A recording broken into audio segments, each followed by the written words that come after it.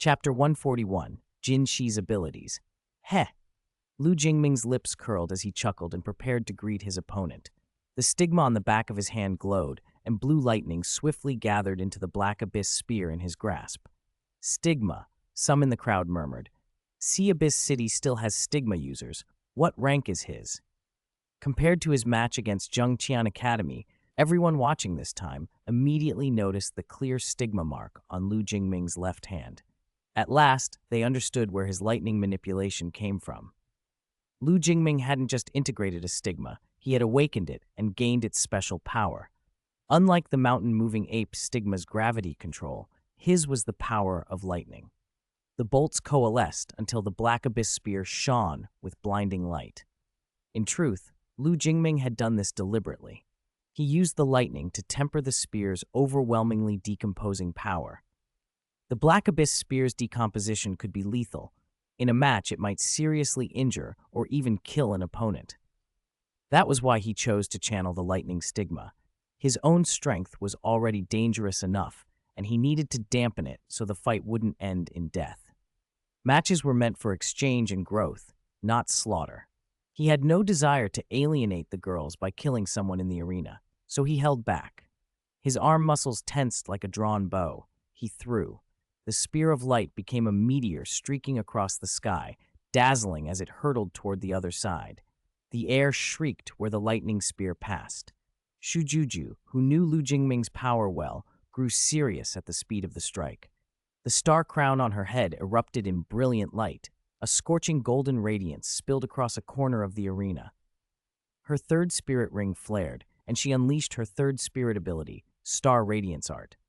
A pillar of intense golden light shot skyward, inside which a dreamlike mist swirled with specks of starlight, as if the heavens themselves had gathered. The golden mist spread like a tide and instantly enveloped the entire Star Luo battle team.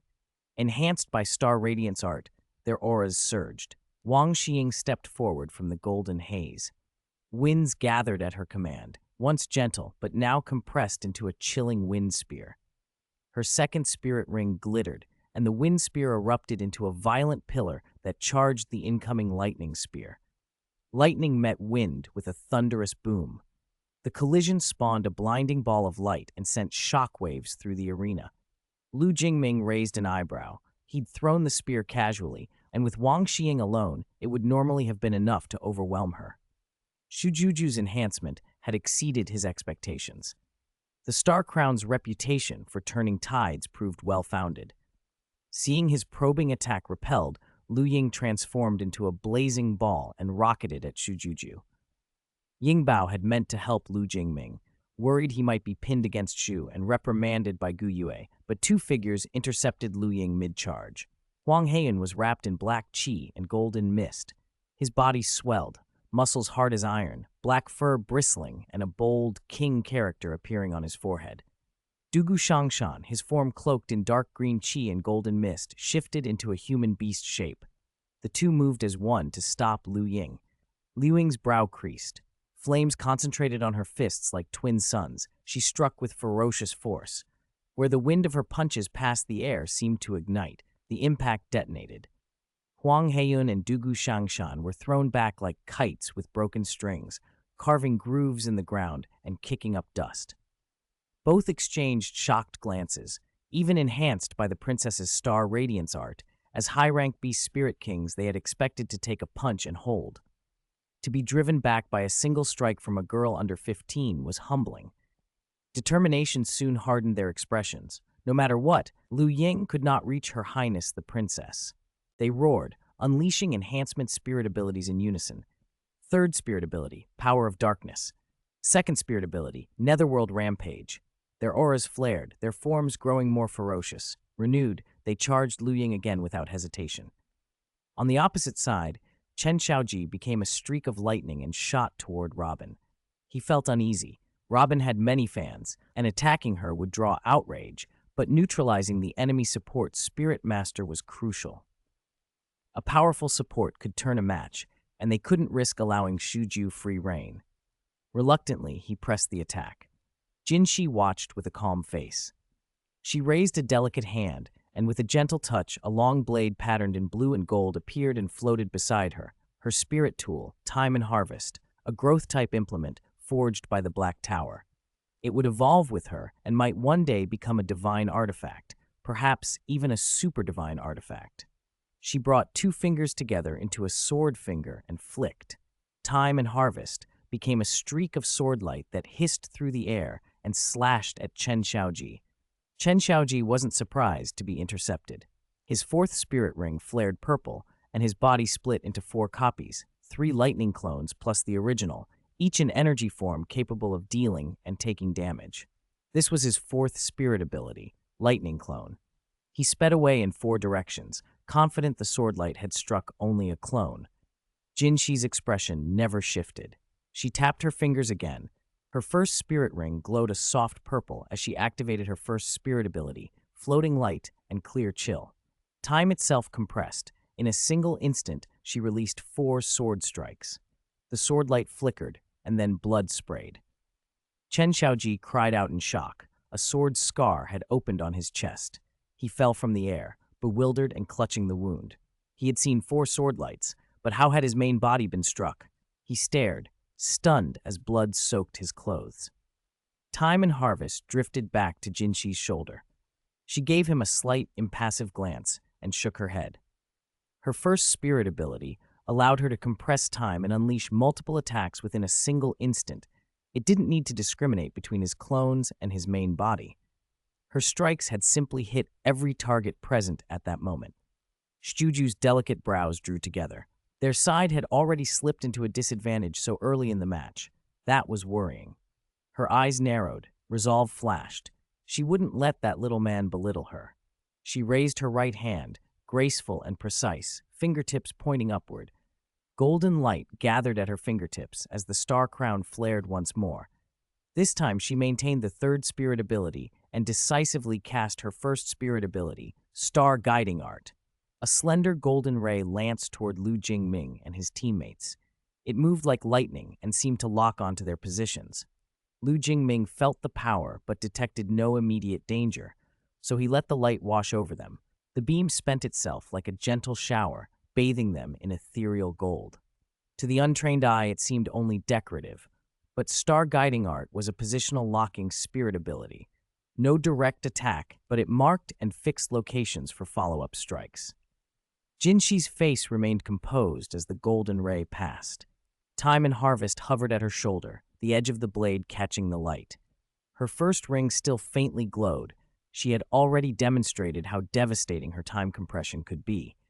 The Star Guiding Art's lock made their opponents easier to target, but Jinxi didn't flinch. She simply adjusted her stance, as if calculating the next instant. Around her, the arena buzzed. The match had only begun, yet strategies and countermoves were already unfolding. Jinxi's calm told everyone one thing: this girl's abilities were not to be underestimated. Chapter 42, Finale of the Universe. Sujuju's first spirit ability, Star Attraction, had been a careful prelude to the second, Starfall. As soon as the second spirit ring on her body glowed, a faint, confident smile curved her lips. Her spirit power swelled, and dozens of sparkling lights appeared above the arena, streaking down like meteors. If it weren't daytime, if the sun didn't dull some of their brilliance, those falling stars would have been breathtaking. Guided precisely by Star Attraction, the starlight locked onto Lu Jingming and the others like guided missiles.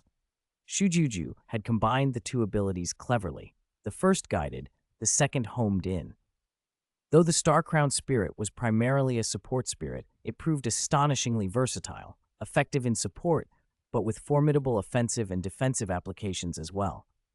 "Hey, watch this," March 7th shouted. She drew the exquisite pink longbow, her 5th spirit ring flaring. Ice blue spirit power surged like a tide and condensed on her bowstring into a single arrow of bone-chilling cold. When she released, the arrow sang through the air, then split into 7 streams of ice blue light that struck Lu Jingming and the others simultaneously. Where the beams hit, crystalline ice blue shields blossomed over them. The golden radiance of Star Attraction on their bodies was purified by that cold power. With the locking effect gone, the falling stars lost their target and scattered harmlessly. Even without conscious dodging, The shields could block the seemingly magnificent but insidiously deadly star attacks. This was March 7th's fifth spirit ability, Pure White Prayer, a powerful combination of group purification and group defense. Shujuju's eyes widened a fraction. She had expected her carefully prepared attack to land. It surprised her that March 7th, an ultimate ice spirit master, had chosen defense and support over outright offense or control.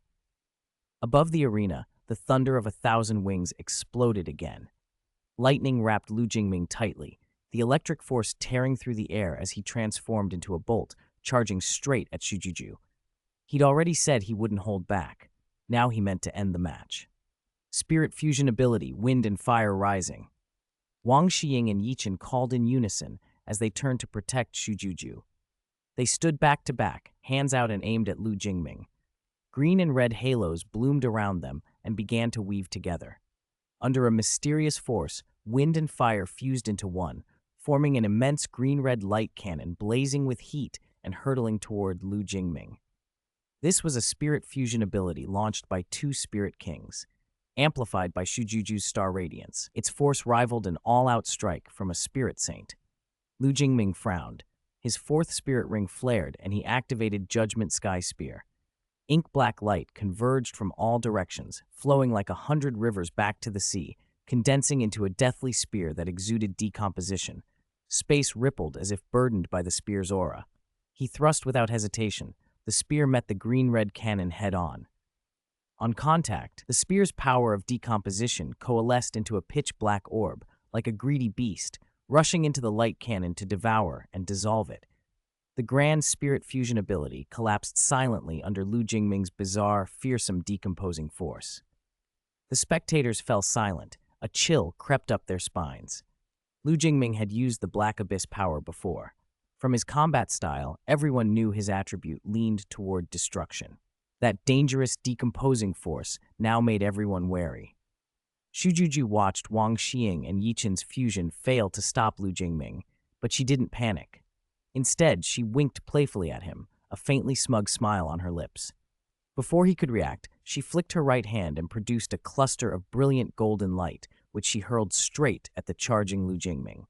He instinctively thrust his spear at it. Just before it would hit, the golden cluster exploded outward and became a massive golden square that enveloped him. Golden beads floated at each corner, spinning wildly, drawing origin chi from the air to replenish themselves. Lu Jingming's spear struck the square. The blow was met with only a faint ripple. "Oh!" Lu Jingming couldn't help but exclaim, surprised. His usually infallible decomposition hadn't pierced the golden square instantly. Intriguing. The crowd's earlier assumption that Shujuju would be eliminated turned on its head. Now Lu Jingming was trapped in a mysterious golden cage. In the Sun Moon Royal Spirit Tool Academy's restroom, Xiao Hongchen and Meng Hongchen saw the golden cube on the screen and cried out at once, "Absolute Defense Spirit Tool." The Absolute Defense is a standout among Level 7 Seal-type Spirit Tools. It can perfectly seal an opponent inside a golden cube, granting defensive strength comparable to a Spirit Douluo. That sealed state can last a quarter of an hour, but it has a weakness: the golden beads outside the cube. To break those beads requires attack power above the Spirit Saint level. That explained why Lu Jingming's Black Abyss couldn't break it instantly.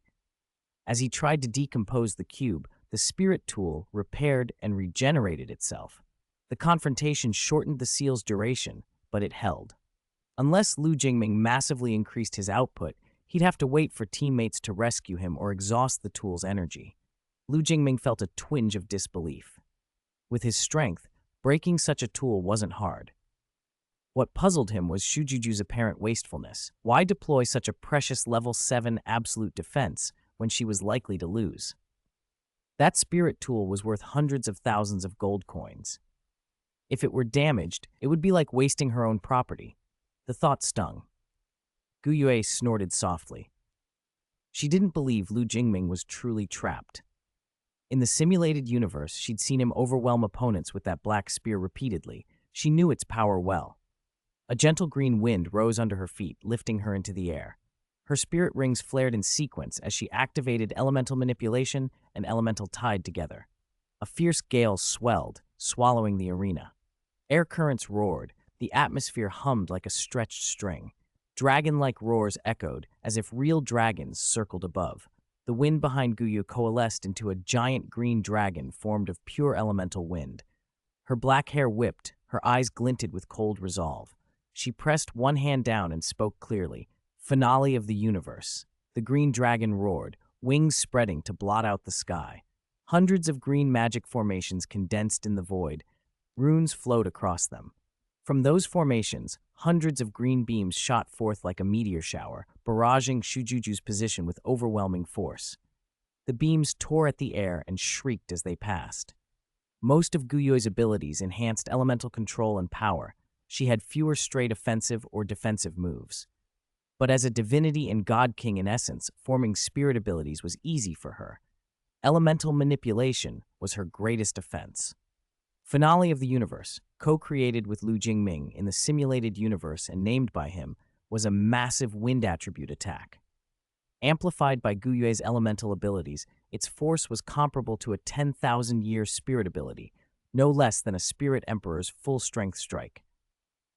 As that onslaught descended, the crown on Shujuju's head flared with golden light.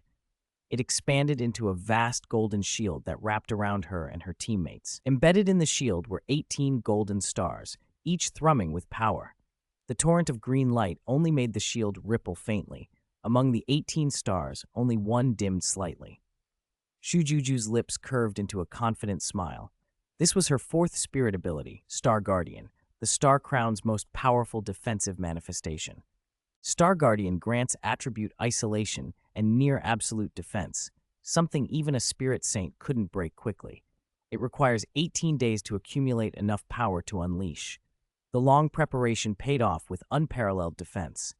Even Guyui's Finale of the Universe, comparable to a Spirit Emperor's full strike, only cost Star Guardian 1 day's worth of energy reserves. On the VIP platform, Shujiawei relaxed into a relieved smile. The Star Crown lineage hadn't revealed their full power before the mortal world in a long time. Most people had probably forgotten the mantle's might. Attribute isolation rendered cold and heat ineffective. Ultimate ice and ultimate fire could not breach it.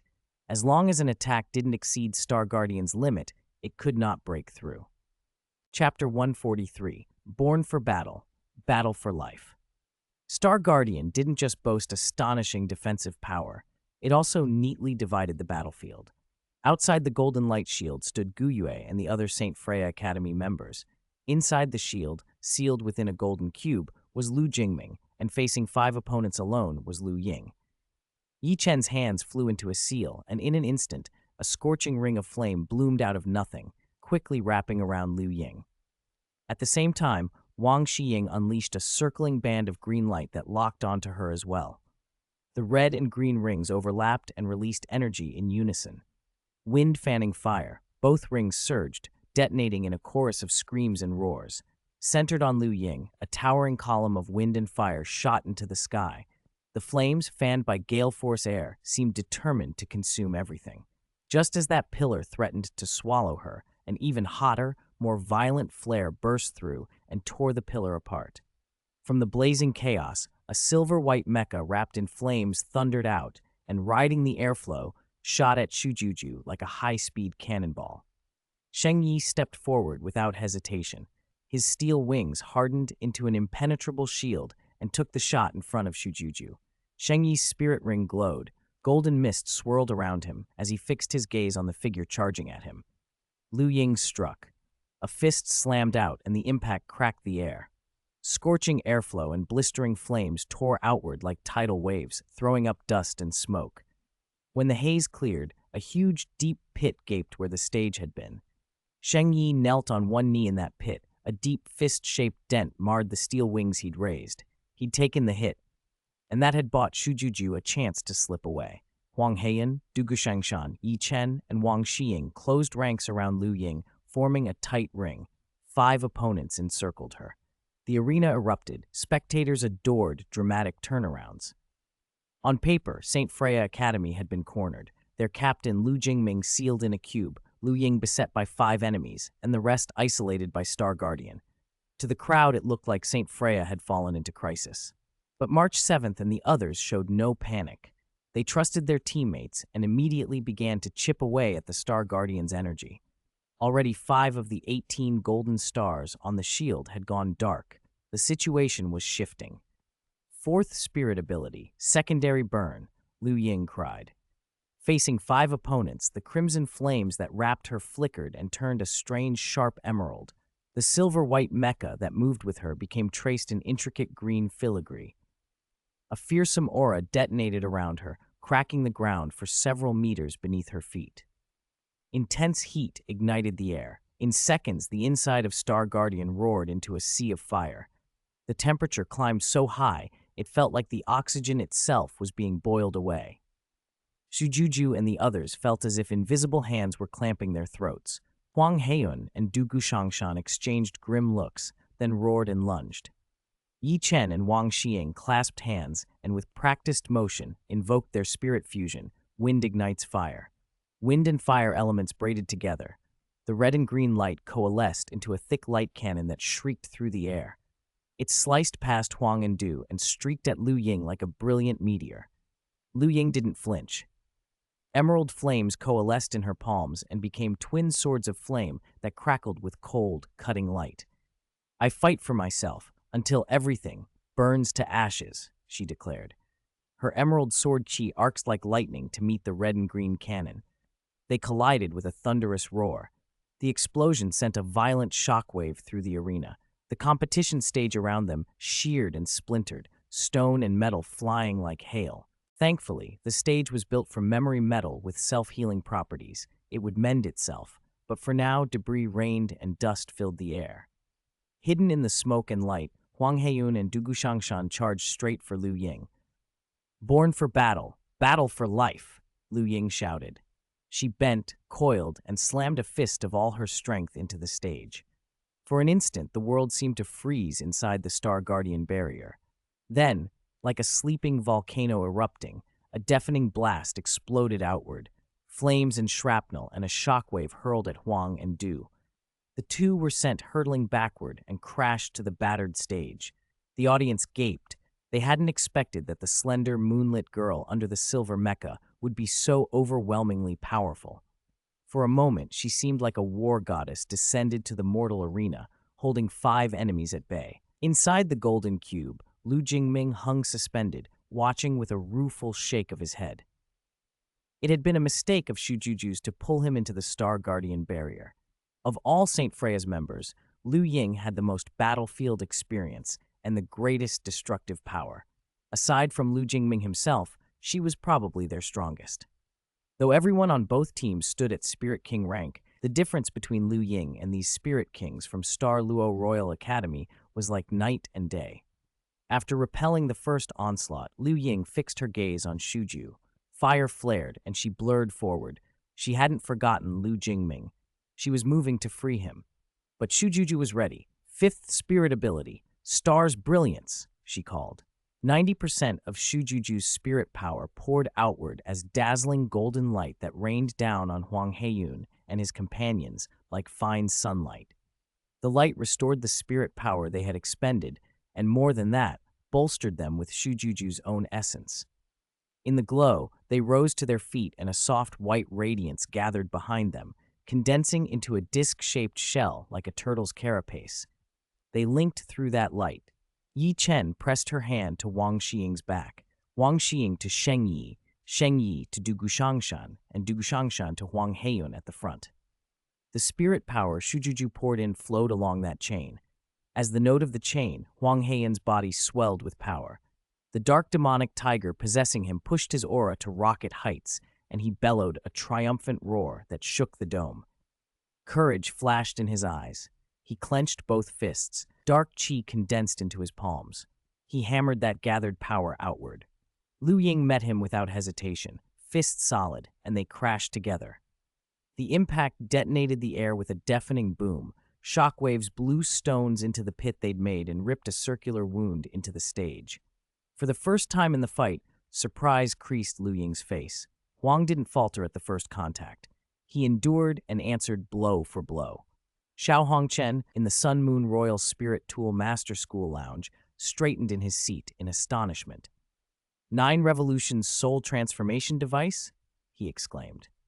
Star Luo Royal Academy had used spirit tools to concentrate the spirit power of 5 fighters into one. The 9 Revolutions device converted whatever spirit power was input into it into neutral, balanced energy for transmission, minimizing loss. With the device feeding Huang Heian, plus Shujuju's Star's Brilliance and Star Radiance art, Huang's combat strength had soared to near Spirit Emperor levels. Without a spirit ring or spirit abilities, he still lacked the final form, but in raw output, he was operating like an advanced Spirit Emperor. That explained why he could stand up to Liu Ying's onslaught. Huang's cheeks flushed with the strain. As the human relay for the device, he bore crushing pressure. After the match, he'd need months to recover his origin chi.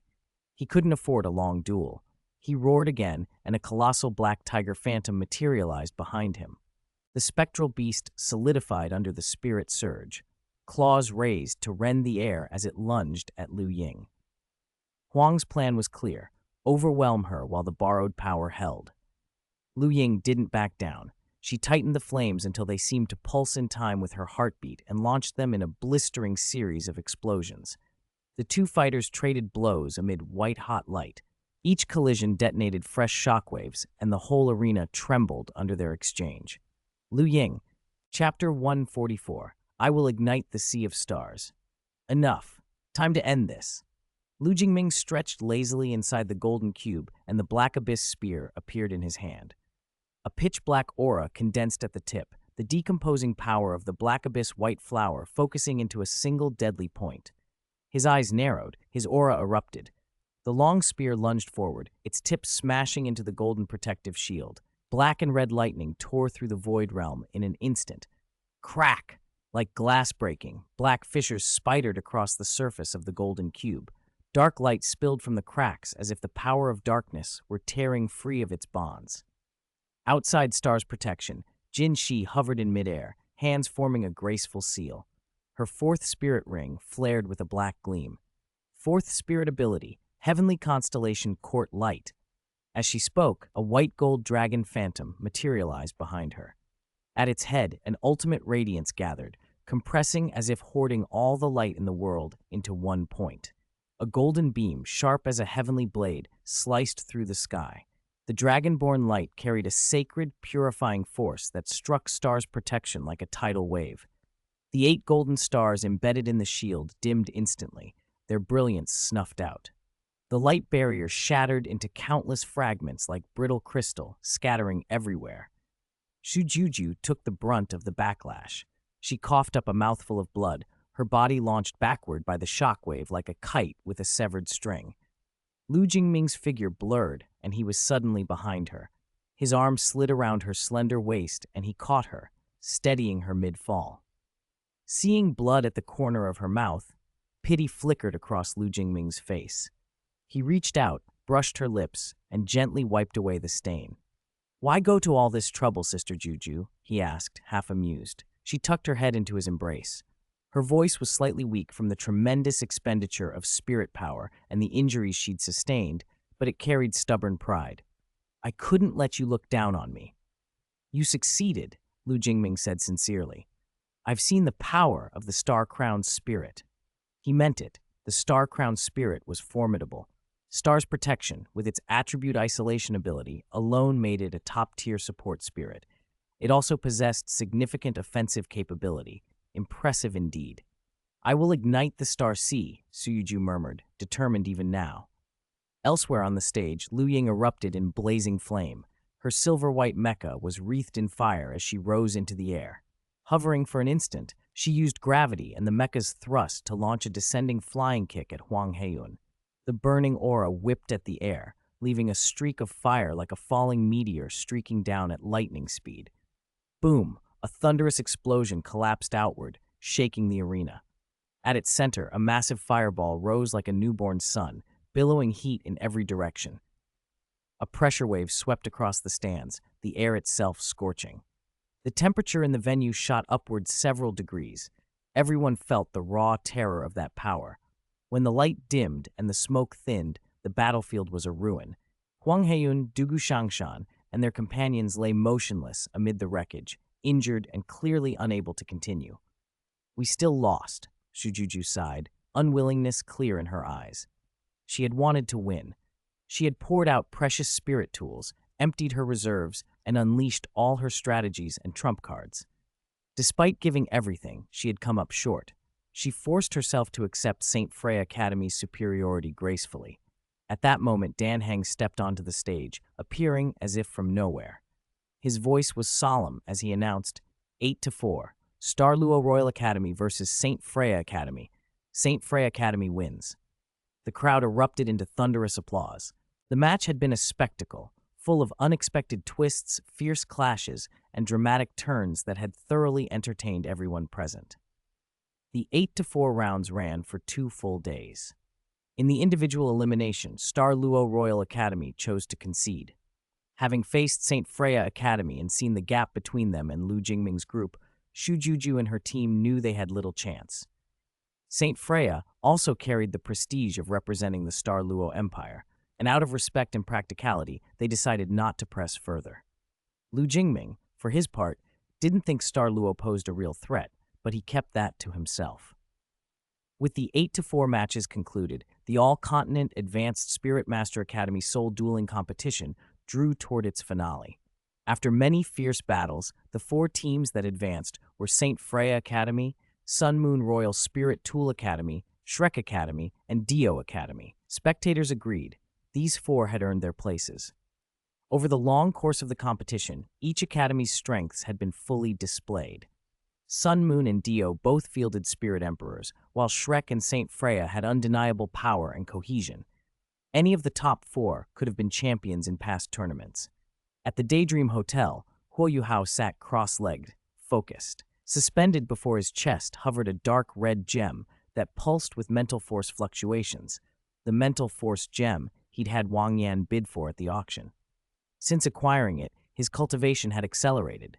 The gem amplified his mental force and sped his spirit power cultivation, an effect as remarkable as his earlier training with Wang Dong. Electrolux, who resided in Huo Yuhao's Sea of Consciousness, also drank deeply from the gem's gentle mental energy. His divine sense replenished, and he chose to enter a state of slumber to better restore himself. The gem had been a tremendous aid, but it had a darker side. For reasons Huo Yuhao didn't fully understand, whenever he used it to cultivate, memories from his time at the White Tiger Duke's mansion rose like a tide, unbearable, vivid recollections of his old life. He saw his mother, Huo Yuner, tormented by the Duchess, worn down until she collapsed from exhaustion and died. The painful scenes surged through his mind, relentless and raw. Chapter 145, Mobius's Experiment.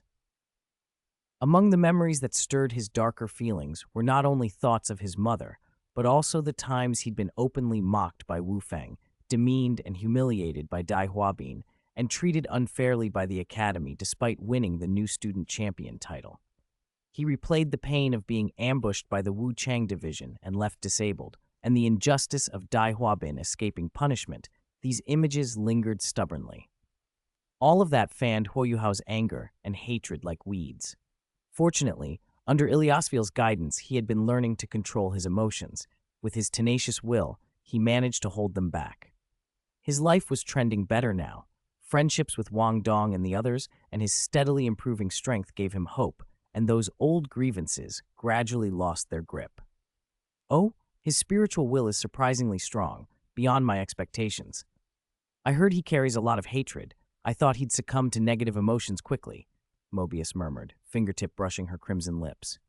In her snake-like eyes, Huo Yuhao's meditating figure in the hotel room lay clear as a vision. What exactly are you thinking? He's a child of luck, and Tong San is watching him.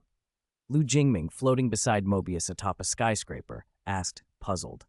Precisely because of that, isn't it more interesting? Mobius replied, a teasing smile curving her lips. You told me about the God Realm's intelligence. Sea God Tangsan's true body can't easily descend to the lower realm. The God of Destruction won't allow it. It's only a wisp of divine sense. Are you worried? Lu Jingming shook his head. It was true. Tangsan's true body could not free roam the lower realm. The God of Destruction would forbid it. so long as their actions didn't cause real harm to the God realm. But with Mobius's reckless, willful nature, it was almost inevitable she would turn her attention to the God realm sooner or later. Just know your limits, he warned. Don't play too wildly. Compared to when he'd first come to this world, Lu Jingming now felt more confident. Back then, he'd been cautious at every step. Now he no longer saw the God realm or Tang San as insurmountable. Even in a worst-case scenario, he could take his assets and flee to another world aboard the Thousand Realm, one ride. He didn't believe the God realm could pursue him across worlds. He had no intention of stopping Mobius's experiment on Huo Yuhao. Huo Yuhao's ultimate fate mattered little to him, and anyway, Lu Jingming was curious to see what would happen. Mobius always did strange things, but she also always came up with particularly interesting events. He fancied himself a bit of a pleasure seeker. When he went to the Star Rail universe someday, Aha should at least give him a joyful emissary, right? If not, a mask and a tavern wouldn't be a bad compromise. Morning sunlight poured softly between the towering skyscrapers, refracting from glass facades into colorful rays that made Haiyuan City feel dreamlike. At the seaside, the St. Freya Academy group, dressed in white and purple team uniforms, appeared, drawing a roar from the crowd. The All-Continent Advanced Soul Master Academy Soul Duel Tournament, which had started with over 100 teams, had been whittled down to 4 through rounds of fierce competition. The tournament had run more than a month. The finals were near. Haiyuan City had been bustling thanks to the event, and its lively atmosphere would linger long after the competition ended. The semifinals were a step above the quarterfinals. Besides winning the team battle, individual knockout rounds had to be settled. Otherwise, a tiebreaker 2v2v3 would be held. The semifinals still began with the team battle on day 1. To ensure fairness, the semifinal draw would be done publicly and personally by the 4 captains. Not long after, Lu Jingming, Ma Xiaotao, Jiang Peng of Diao Academy, and Ma Rulong of Sun Moon Royal Soul Engineer Academy, the 4 captains, mounted the solemn main stage. "Let your majesty preside over the semifinal draw," Changli said with a gentle smile, handing the container holding 4 small red balls to Xu Jiawei. "All right, then let me kick off the semifinal competition." Xu Jiawei accepted the balls and flung them high. The red balls traced arcs through the air. Jiang Peng, Ma Xiaotao, and Ma Rulong leaped up and each caught one. Lu Jingming, confident no matter the opponent, casually reached for the last ball and took it. He squeezed it, and a slip of paper labeled 1 fell out. Ma Xiaotao's ball yielded a 2, and the others' slips were revealed in turn. The draw meant that no matter the number, each team would face either Shrek Academy or St. Freya Academy. "The draw is complete," Changli announced after checking the slips. "The first semi-final match will be St. Freya Academy versus Sun Moon Royal Soul Engineer Academy." The huge Spirit Tool screen displayed the opposing avatars. The atmosphere tightened with anticipation. "Both teams, please take the stage," Dan Heng called, keeping time exactly. Soon the 2 teams stepped onto the wide arena. Lu Jingming knew Sun Moon Royal well. It was led by Spirit Emperor Ma Rulong and included the skilled siblings Xiao Hongchen and Meng Hongchen, plus members like Mi Jia, Xiao Xiafeng, Chen Fei, and Lin Shi. A lineup with 1 Spirit Emperor and 6 Spirit Kings was formidable. Even usually carefree, Xiao Hongchen wore a taut, serious expression now, eyes burning with battle intent. Meng Hongchen's gaze kept finding Lu Jingming, whether intentionally or not. St. Freya and Sun Moon faced each other on the arena. The crowd's eyes were fixed on the Spirit Tool screen and stage. Expectation was plain on every face. The 2 teams represented almost opposite styles. St. Freya was 1 male and 6 females, while Sun Moon was 1 female and 6 males. The matchup promised plenty of highlights. Student Lu Jingming, Meng Hongchen called with a playful wink, "Go easy on us later, okay?" "Ha, Student Meng, I don't mind. Your brother might not like that," Lu Jingming replied with a faint smile, nodding towards Xiao Hongchen. Xiao's face had darkened, veins slightly visible on his forehead. If not for the watching crowd, he might have snapped. He clearly didn't appreciate his sister's teasing. San Yueqi reached out and poked Lu Jingming's waist, leaning close to whisper, amused. "Is Student Meng interested in you? What do you think?" Lu Jingming rolled his eyes. Meng Hongqin's flirtatiousness might have been superficial. When the fight began, she would surely not hold back. Both teams then spread out to the prescribed 100-meter limit. Distance was crucial in the Soul Master competition. The farther apart the teams, the more room Soul Conductors had to operate. The rules capped that advantage at 100 meters, so neither side, long-range Soul Conductors or more traditional Spirit Masters, would be unfairly favored. When both sides reached their positions, Dan Heng waved his hand solemnly and announced, "Match start!" The arena's focus sharpened. The moment had arrived. Sun Moon reacted swiftly. Lin Shi produced a uniquely shaped shield and poured spirit power into it. A massive, dazzling golden barrier formed, standing as a steady defense before the team. Spirit power rippled across the field as mechanical sounds, whirring gears and assembling parts filled the air. Besides Meng Hongqin, every Sun Moon member manifested oddly shaped, specialized spirit tools. In an instant, dense spirit tool cannonballs and rays, like an overwhelming meteor shower, hurtled toward Saint Freya. These attacks varied in color, form, and attribute, with diverse effects layered into the barrage. This was the hallmark of Soul Conductors, overwhelming firepower from a variety of spirit tools to suppress and bombard the opponent. Sun Moon's tactical intent was clear. They aimed to demolish Saint Freya right away with a first, crushing volley. In previous matches, this tactic had won them decisive victories. Few academies could withstand such concentrated, merciless assault. Chapter 146, The Maiden's Privilege. In team battles, Soul Conductors held a clear edge, a hallmark of the current era on the Douluo Continent. In one-on-one fights, Spirit Masters often had the advantage, but once Soul Conductors formed a coordinated unit, their concentrated firepower and formation techniques could overwhelm greater numbers of Spirit Masters. As the semifinals progressed, Robin began to reveal her strength. A radiant celestial ring appeared above her head, and a pair of snow-white wings unfurled from her back. A beautiful, melodious song poured from her lips, and her first, second, and third spirit rings flared to life at the same time. First spirit ability, Flapping White Sound. It increased the team's spirit power. Second spirit ability, Aria of Feathers. It boosted the team's attack. Third spirit ability, Sound of the Heavenly Ring. It raised the team's speed. All three were powerful percentage-based buffs. The magnitude varied with how much spirit power Robin expended.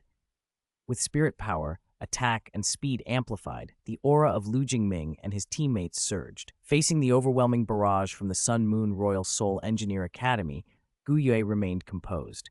She elegantly drew a magnificent silver dragon spear from the Void Realm with her right hand. The moment she held it, her demeanor shifted. Beneath her coolness, there was an innate nobility, a celestial dignity. Fifth spirit ability, Elemental Torrent.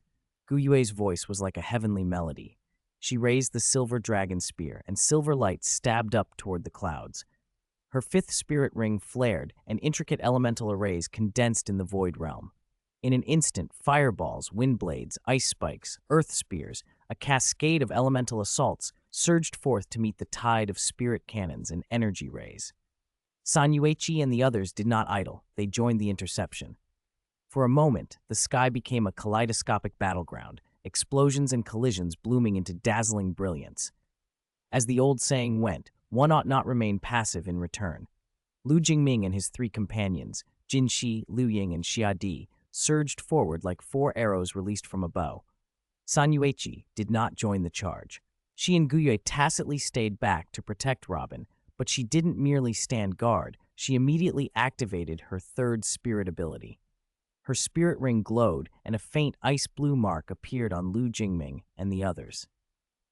Third spirit ability, the Maiden's Privilege. It attached an ice mark to teammates. When a marked teammate was attacked, the ice mark automatically formed a solid ice shield to block the assault. If a teammate was not attacked, the ice mark persisted indefinitely, continually offering latent protection until San Yueqi's spirit power was exhausted. Even more useful, the automatic shield dealt ice damage to nearby enemies while defending. With San Yueqi's powerful ultimate ice attribute, an enemy touching the shield could be instantly frozen. The ability combined defense, early warning, and control. Augmented by the sacred mark of thunder, Lu Jingming moved like lightning, closing on the Sun Moon team in an instant. Spear light gathered along his black long spear. The golden shield Lin Shi had set earlier, facing Lu Jingming's corrosive onslaught, disintegrated like paper. A level 5 spirit shield was no match for Lu Jingming's black abyss white flower. "Leave it to me," Meng Hongqin cried. In an instant, she was clad in exquisite ice blue spirit tool armor that radiated chill, twin ice blue longswords in hand. Like a Valkyrie, she shot out from the sun-moon formation, blades flashing to intercept Lu Jingming. Spear and sword clashed in a series of crisp, ringing impacts. Lu Jingming's spear crackled with electric light. Meng Hongqin's swords exhaled cold qi. Their movements blurred into afterimages. But as the duel continued, Meng Hongqin's expression changed to horror.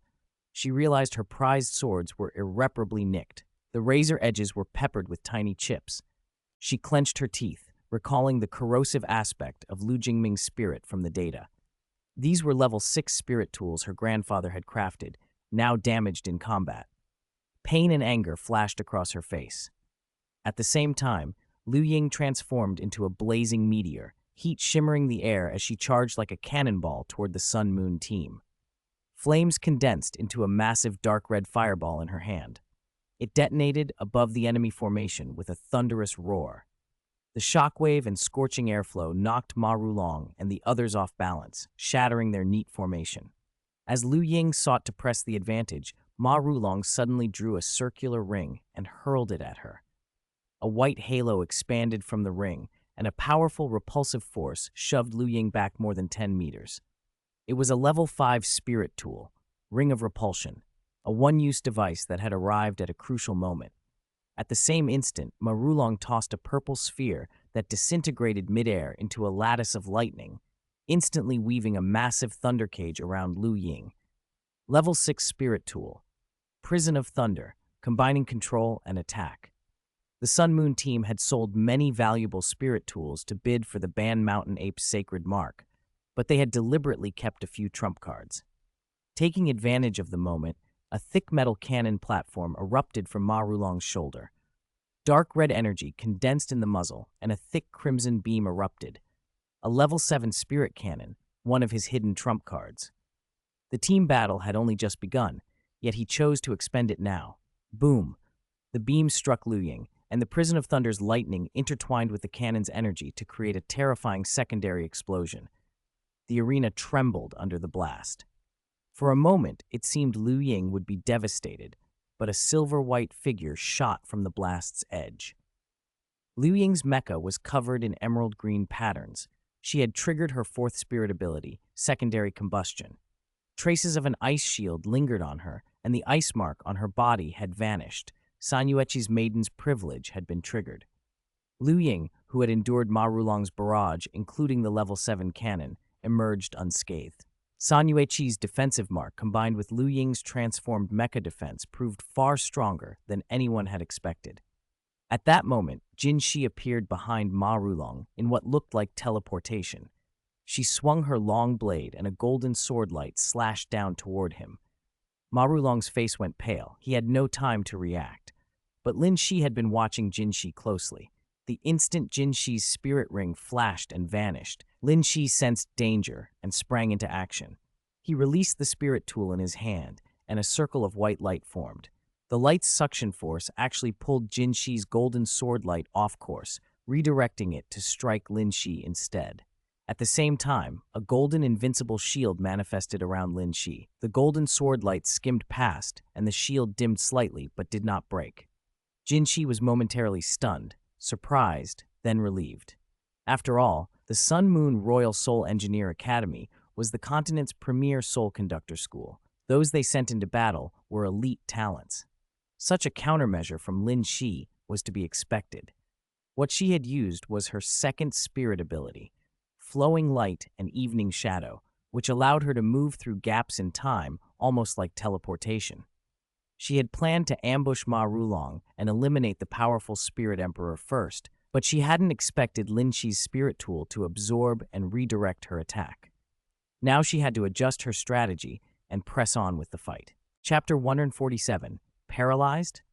Ma Rulong snapped back to his senses, cold sweat breaking out across his forehead as his heart thudded painfully in his chest. He fumbled a black helmet from his storage ring and slammed it on, then released his spirit, the big-headed spirit ape.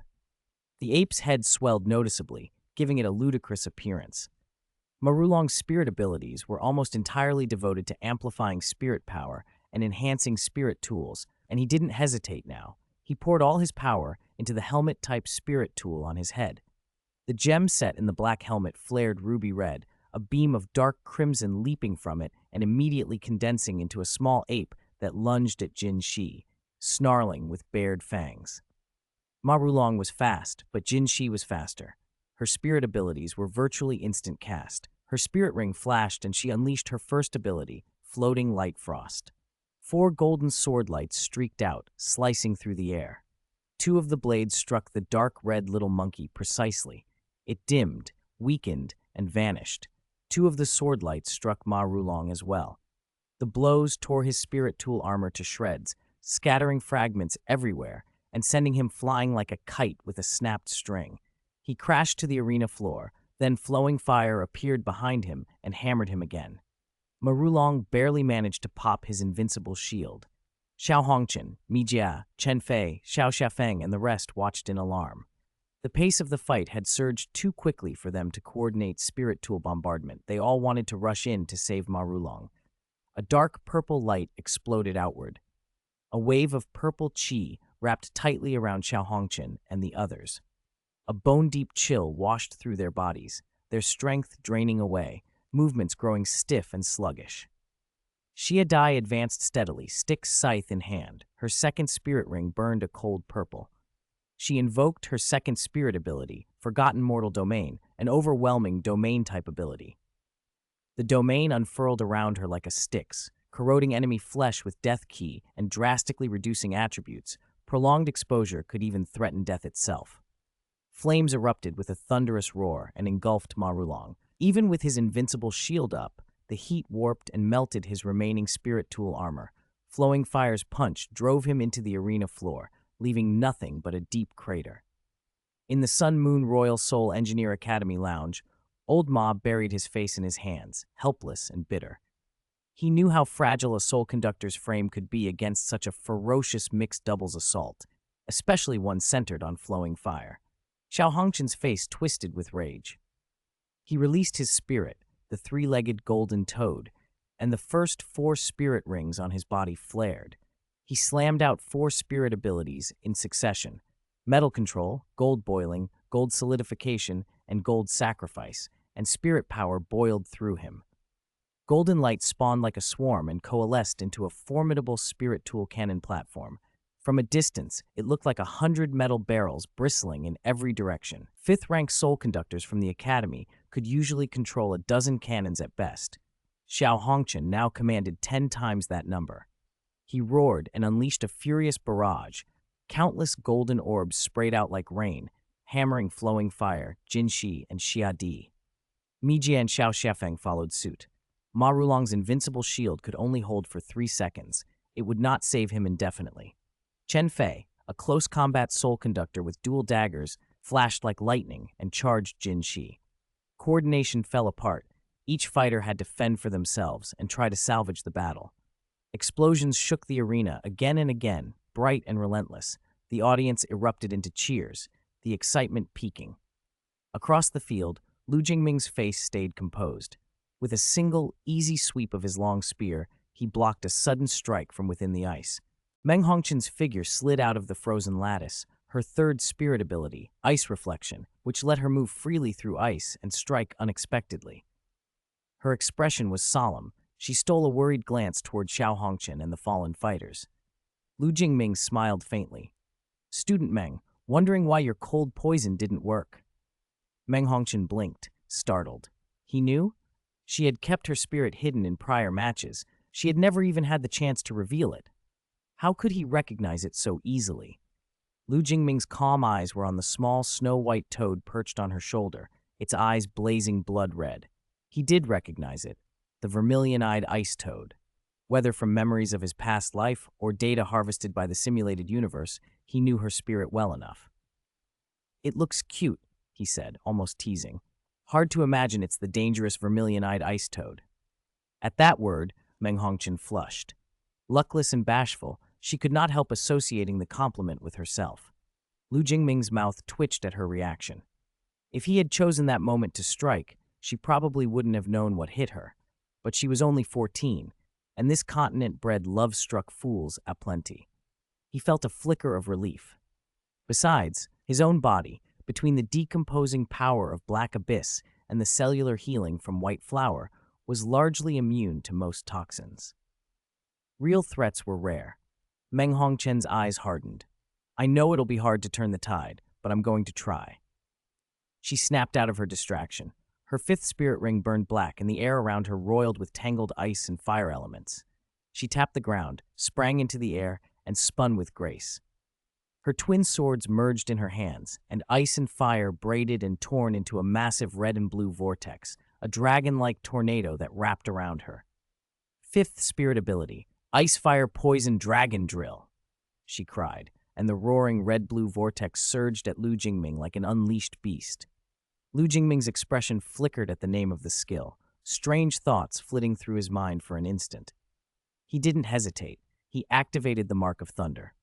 Lightning blinked into being, a chorus of tiny chirps like 1,000 birds, and his long spear shimmered as it was wrapped layer by layer in crackling electricity. The Black Abyss spear became a titanic thunder spear. The lightning struck like a sky-splitting blade. A deafening thunder rolled as blinding white arcs blazed through the red and blue vortex, slicing it apart. The force continued upward, carving a 100-meter-long streak into the sky. As the lightning cut through, the vortex dissipated, and Meng Hongchen, spent from the massive spirit power drain, began to falter. She tried to trigger her invincible shield to soften the fall, but before she could deploy it, a pair of strong arms caught her. For a moment, she was stunned. When she registered where she was, she found herself being carried in Lu Jingming's arms, held up in a princess carry. "Are you all right? I'll put you down," Lu Jingming said, feeling the intimacy of the posture and wanting to give her space. "No, your lightning paralyzed me. I can't move. This is fine." Meng Hongchen snapped back to herself, then wrapped both arms tightly around Lu Jingming's neck, refusing to be set down. Lu Jingming glanced at the way she clung to him, helplessness and amusement tugging at his features. He couldn't help the corner of his mouth twitching.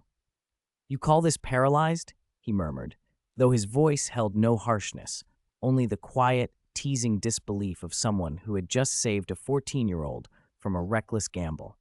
Chapter 148, Harem Harmony. Lu Jingming was confident in his control over his power. During his days learning swordsmanship with Jingliu, he had mastered basic power control techniques. The force he'd used moments ago had been at most enough to break through Mortal World's spirit ability. It wouldn't have caused her any real harm. So talk of numbness was ridiculous. Since Mortal World herself had offered no objection and he was holding her soft, delicate body, Lu Jingming naturally had no objections either. No matter how you looked at it, he was not at a disadvantage. On the other side, Xiao Hongchen was clumsily dodging Lu Ying's attacks. Misfortune, however, never came alone. A purple blade of light tore through the void realm, carrying a chilling, deathly aura and heading straight for him. Xiao Hongchen's face drained of color, his eyes filled with helplessness. Left with no choice, he activated his trump card. His fifth spirit ring flared, and his fifth spirit ability, Golden Affinity, ignited. His body turned into a puddle of liquid gold, a bizarre transformation that let him evade the fatal slash, and he retreated swiftly away from Lu Ying and the others. Just as Xiao Hongchen reformed, exhausted, he looked up and happened to see Mortal World wrapped around Lu Jingming's neck, lying shyly in his embrace. The scene hit him like a thunderbolt. He stared, speechless, pointing at her, lips trembling. After a long moment he managed, "Mortal, you," then his vision went dark. Continuous high-intensity spirit power consumption in battle, plus the life-saving drain of his fifth spirit ability, had left him physically and mentally spent. Seeing his younger sister like that pushed him over the edge. He collapsed to the ground, unable to get up. "Brother!" Mortal World cried when she saw him and sprang from Lu Jingming's arms with a grace that showed no sign of paralysis. She rushed to Xiao Hongchen's side and anxiously helped him up. Lu Jingming looked at the fallen Xiao Hongchen with a flicker of sympathy. He knew Xiao Hongqian hadn't been defeated by Lu Ying's skill. He'd simply fainted from shock and exhaustion. Match over. Semi-final team battle. St. Freya Academy wins. Dan Heng scanned the scattered arena calmly and announced the result. The crowd erupted in cheers, the excitement threatening to flood the entire stadium. Marulong and the others, battered and exhausted, were carried off the arena while Lu Jingming led the St. Freya team off stage in orderly fashion. As they left, the memory metal device beneath the arena quietly activated. The damaged battlefield began to self-repair. Broken stone slabs slid back together and cracks smoothed over as if the fierce battle had never happened. The team fight between Shrek Academy and Dio Academy was up next, and the arena needed to be in perfect condition. Back in the lounge, March 7th stood with her hands on her hips, pouting and glaring at Lu Jingming. Ming, weren't you comfortable holding student Meng? She complained. Is little March jealous? Lu Jingming feigned surprise. He'd always thought March 7th was lively and carefree. Today's sulk confused him. Had she finally decided to guard her meal? Jealous my foot, you big playboy, March 7th snapped, grinding her teeth. To her, it looked like Lu Jingming was flirting left and right while surrounded by beautiful women. He was a total scoundrel. Robin stepped in to smooth things over. Come on, little March, don't you like student Meng too? You two get along well. How is that the same, Sister Robin? March 7th huffed, more helpless than angry. She couldn't understand how Lu Jingming could want a harem and yet have most of the girls tolerate it. It made her feel powerless and a little depressed. With a sigh, she gave up the fight. If she couldn't change the situation, she would accept it, for now. Guyue watched March 7th's compromise and felt a sting of disappointment. March 7th, she thought, couldn't you be a little more assertive? Ryan in this scoundrel.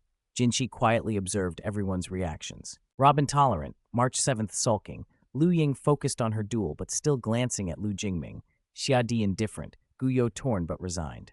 Lan Susu, Lan Luoluo, and Ye Gai were just onlookers, enjoying the gossip. Jin Shi, after a moment's reflection, decided to follow her master's example. Let nature take its course. She opened her insulated lunchbox, took out a steaming basket of xiaolong bao, and began eating. After an intense match, her stomach was hungry, and worrying about romantic entanglements seemed pointless right now. The future was long. This was only the beginning.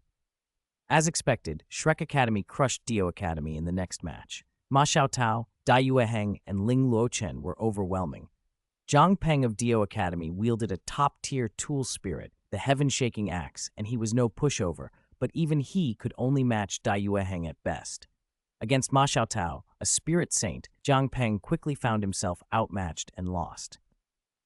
The first day of semi-final team battles ended in high spirits. The individual elimination rounds followed. On the second morning, golden sunlight spilled over Sea Abyss City.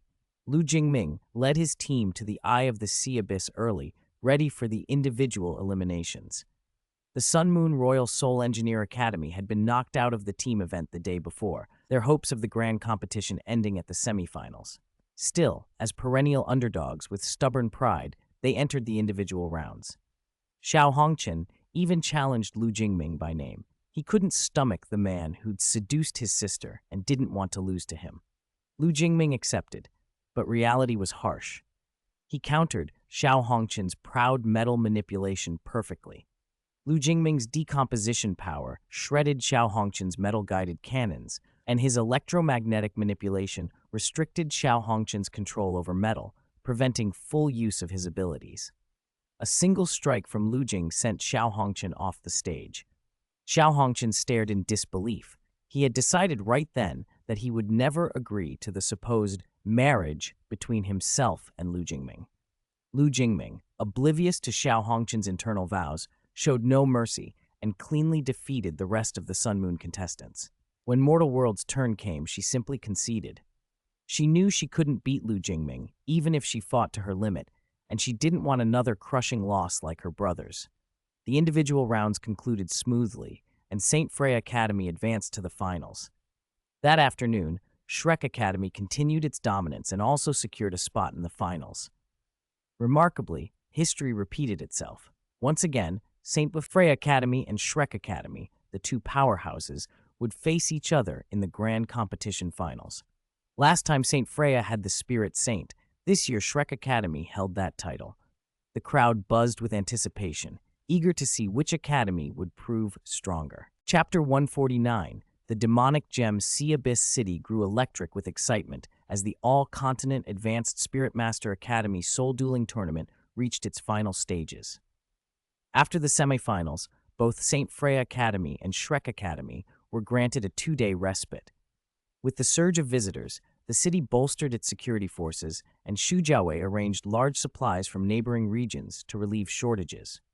The month-long tournament had brought Sea Abyss City enormous benefits: attention from across the continent, booming commerce, and a surge in prosperity for every industry. Lu Jingming's relentless effort to bring the tournament here had clearly paid off. Now the stage was set for the finals. Only 2 teams remained: Shrek Academy, the unrivaled powerhouse with the reputation of first for 10,000 years, and St. Freya Academy, Sea Abyss City's local team and last tournament's surprising champion. Both sides had devoted, vocal supporters who argued loudly and passionately about who would take the crown. On the day of the finals, the coastline was packed with spectators, a human wall stretching as far as the eye could see. Members of St. Freya and Shrek Academy descended into the eye of the sea abyss aboard sleek, soul-guided airships which cut across the blue sky trailing streaks of light, an appropriate prelude to the summit clash. The finals followed an intense schedule. The team battle, the individual elimination, and the 2-2-3 showdown would all be settled in a single day. The format tested stamina, spirit power, will, and teamwork. There would be no room for respite, no chance to slack off. Only the strongest, most complete team could prevail. St. Freya kept its original lineup. Shrek Academy fielded Ma Xiaotao, Dai Yaoheng, Ling Luochen, Huo Yuhao, Wang Dong, Bei, and Shu Sanqi. Shishi had mostly recovered after a month of treatment, but given the stakes, yielded her spot to Bei and Shu Sanqi. Bei had reached the light holy dragon state, and Shu Sanqi's black tortoise spirit was formidable. Both could match Shishi in many respects. Huo Yuhao and Wang Dong brought with them a secret weapon, a spirit fusion technique Shrek had never shown publicly. As Huo Yuhao stepped onto the stage with his teammates, his body seized with a sudden, involuntary tremor. His gaze locked on a figure standing among the dignitaries, a tall, broad-shouldered man with golden hair and blue eyes in a crisp military uniform, radiating the authority of a seasoned commander. It was Duke White Tiger Dai Hao, posted at the Bright Doe Mountain Range to guard against the Sun Moon Empire. He had taken time from his duties to attend the finals because his son, Dai Yaoheng, was competing. Dai Hao stood quietly beside Shu Jiaowei, his attention fixed on the arena. His reputation preceded him. Many stories of his battlefield feats were known throughout the Spirit Master world. Dai Yaoheng saw his father immediately. Excitement and fierce determination flared across his face. To both Dai Yaoheng and Dai Huabin, who often played arrogant in public, the Duke was a figure of deep reverence. His presence bolstered Dai Yaoheng's spirit. He vowed internally to fight with everything he had and not to disappoint his father. Huo Yuhao, however, felt a flood of darker emotions wash over him. He knew this was the gem's doing, the small, dark red stone lodged in him that subtly ate away at his mind. Whenever his will was weakest, the gem stoked painful, mournful memories and tugged at his emotions. He fought to maintain control, but his face grew hard and cold. A suppressed, menacing aura rose from him. Wang Dong, watching closely, grew worried. "Yu Hao, are you all right?" Wang Dong asked softly. Just as the negative tide threatened to overwhelm Huo Yuhao, a golden light blinked in his pupils. A cool, clear sensation flowed through him like a spring, sweeping from his chest outward until it drenched his entire body. Tianmeng Iceworm had sensed the danger and used its origin power to pull him back from the edge. "That gem's too demonic. Throw it away," Tianmeng Iceworm said, its voice edged with alarm. It had witnessed countless things in its long life, but never an item so bizarre and opportunistic. The stone seemed almost sentient, always waiting for a crack in Huo Yuhao's defenses to whisper ruin into his heart. "It's fine, Brother Tianmeng. I lost my guard for a moment, but it won't happen again. Besides, these emotions aren't all bad. My mental force is purer after facing them," Huo Yuhao replied, shaking his head. He rejected the ice worm's suggestion. In his view, while the gem caused trouble, it also offered power and growth. Confronting the painful feelings it provoked had tempered and strengthened his mental force. The stone might help Electrolux recover its power and even accelerate Huo Yuhao's cultivation, allowing his mental power to reach higher realms through repeated trials. This was a rare, if dangerous, treasure. He would not discard it lightly. He was not alone in this fight, either. He had Electrolux, Tianmeng Iceworm's million-year mental origin, and the Ice Empress to rely on. He believed they could prevent him from being swallowed by the gem. Huo Yuhao had endured hardship since childhood. Those bitter memories had forged his tenacity. Confident in himself, he intended to harness the gem rather than be consumed by it. Tianmeng Iceworm nodded reluctantly, still uneasy, but trusting Huo Yuhao and the strength of its own origin. "I'm fine, Wang Dong. We can't lose this match," Huo Yuhao said, steadier now after Tianmeng's aid. He forced his gaze away from Duke Dai Hao and calmed the gloom from his features, exhaled in relief. He had known Huo Yuhao's past and understood how Dai Hao's presence could affect him. Seeing him regain composure eased Wang Dong's worry. At that moment, Dan Heng appeared center stage. His expression was solemn as he read the finals rules aloud. The previously boisterous crowd fell silent, hanging on every word. This would be a glorious peak battle that would determine who deserved the championship. "I have stated the rules. Both sides, step back and prepare," Dan Heng finished. The teams took their positions. Ma Xiaotao's eyes narrowed with a flash of provocation as she stared across at Lu Jingming. Pride would not let her show weakness, even if the odds were against them. Lu Jingming, for his part, smiled calmly. He believed the outcome was already decided. He knew every member of Shrek Academy intimately, including the spirit fusion technique Huo Yuhao and Wang Dong kept hidden. Above all, he trusted in absolute strength. That confidence was the rock under his certainty that Saint Freya would not lose.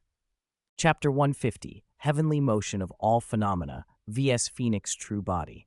At that moment, every member of both teams focused their spirits, ready for action. Once they'd all retreated to the required 100-meter distance, Dan Heng raised his right hand and calmly announced, "Begin the match."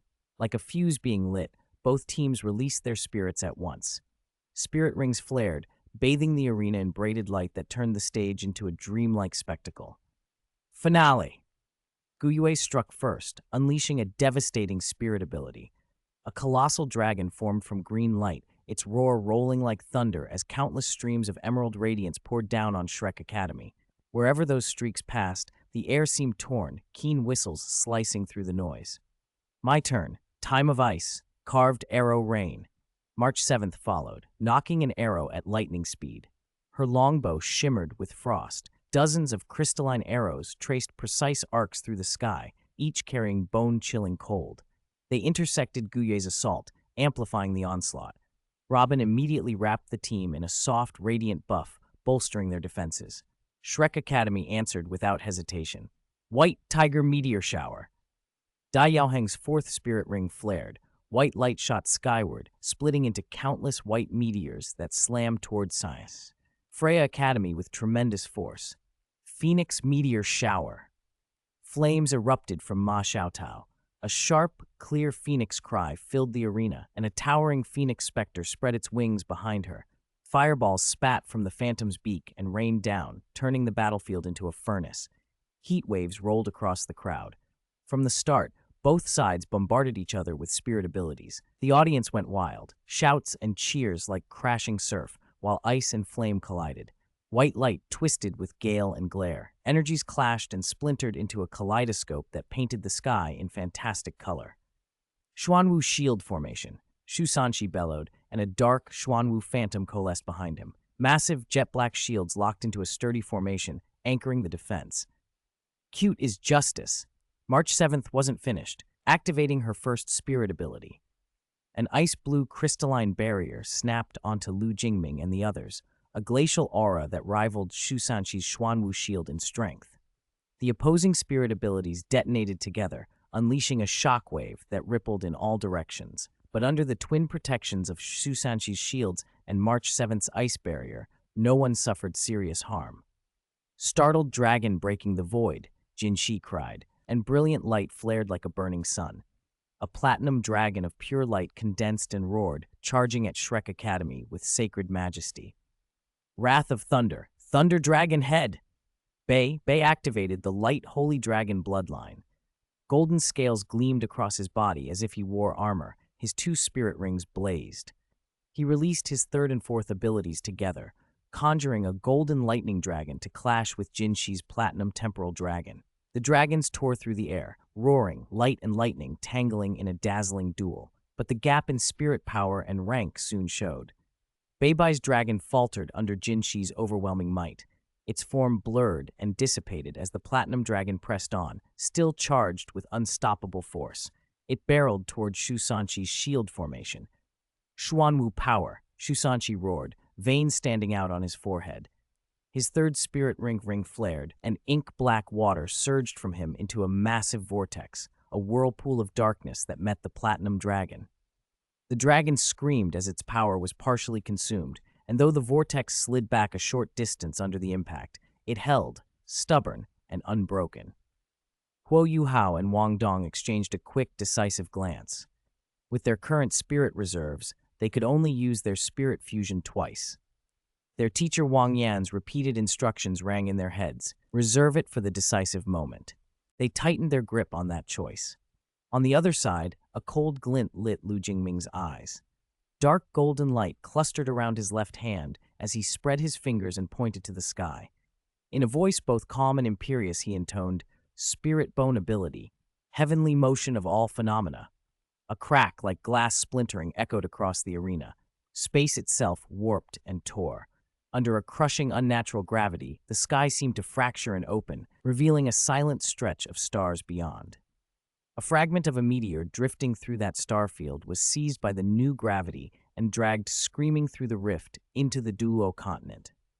Friction with the air ignited the fragment. It became a blazing meteor, trailing a long tail of fire and shock. The flaming mass hurtled down toward Shrek Academy's formation like a star of destruction. Ma Xiaotao and her teammates stared, faces drained pale. The spectators were stunned into silence. Gravity-warped space and plucked meteorite were beyond anything they'd ever seen. "That's a 100,000-year spirit bone ability," someone murmured, voices full of disbelief. Even a fragment so abruptly pulled in carried terrifying power. If it struck full force, Shusanqi's defense might not withstand it. Everyone could be wiped out in an instant. 7th spirit ability, Spirit True Body, Ma Xiaotao roared. She had to act. Her Spirit True Body flared to life, and her figure swelled in a blaze. A phoenix cry split the air. Wings unfurled, glorious and infernal, and a colossal fire phoenix rose.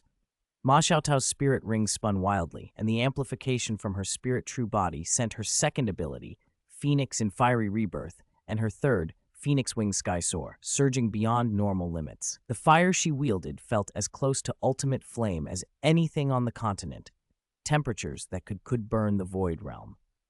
The Phoenix rocketed toward the meteor like a blazing comet, intent on destroying it before it reached peak impact. The crowd watched breathlessly. Fire and falling rock met high above the arena with an apocalyptic boom. For an instant, a second sun flared, heat and light washed over everything. Inside the falling fireball, the Phoenix clung to the meteor, its endless flames eating away at the rock, trying to incinerate it entirely. As the conflagration plunged earthward, the meteor was reduced to ash by Ma Xiaotao's desperate power. She had given everything, exhausted, scorched, but she had succeeded in stopping Lu Jingming's 100,000-year heavenly motion of all phenomena. Shrek Academy let out a collective, shaky breath. The spectators erupted in a wave of cheers that rolled like thunder. The sight of the Phoenix holding and burning the meteor had captured every heart. Lu Jingming's smile was a small thing, cold and satisfied. Lightning arced around him and he vanished from his original place, appearing in an instant above the Phoenix. In his hand, the spear had enlarged into a giant thunder spear, white-hot and crackling. His voice was flat and dangerous. "Divine judgment!" The words chilled Ma Xiaotao. She had just drained herself to stop the meteor. Now, at her weakest, Lu Jingming struck. Huo Yuhao, Wang Dong, and the others went white with fear. If Ma Xiaotao fell now, Shrek Academy's chances of turning the match would be almost nil. At that critical moment, Shu Sanqi roared, Xuanwu displacement. Dark water surged, and the Xuanwu phantom reacted like a living thing.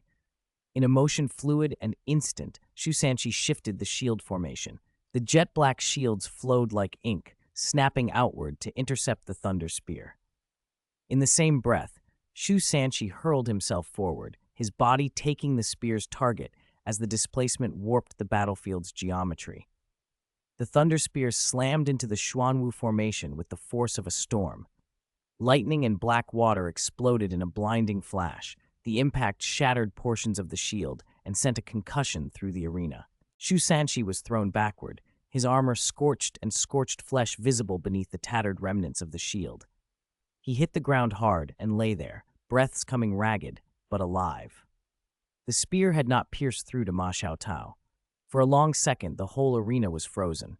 Then a roar rose from Shrek Academy's side, half relief, half fury, and the spectators surged again, voices a fever pitch. Lu Jingming floated there, spear humming, expression unchanged. He had tested his opponent and drawn a show of defensive sacrifice out of the Xuanwu. Ma Xiaotao hung midair for a moment, spent and trembling. Huo Yuhao and Wang Dong both tightened their grips and glanced at each other.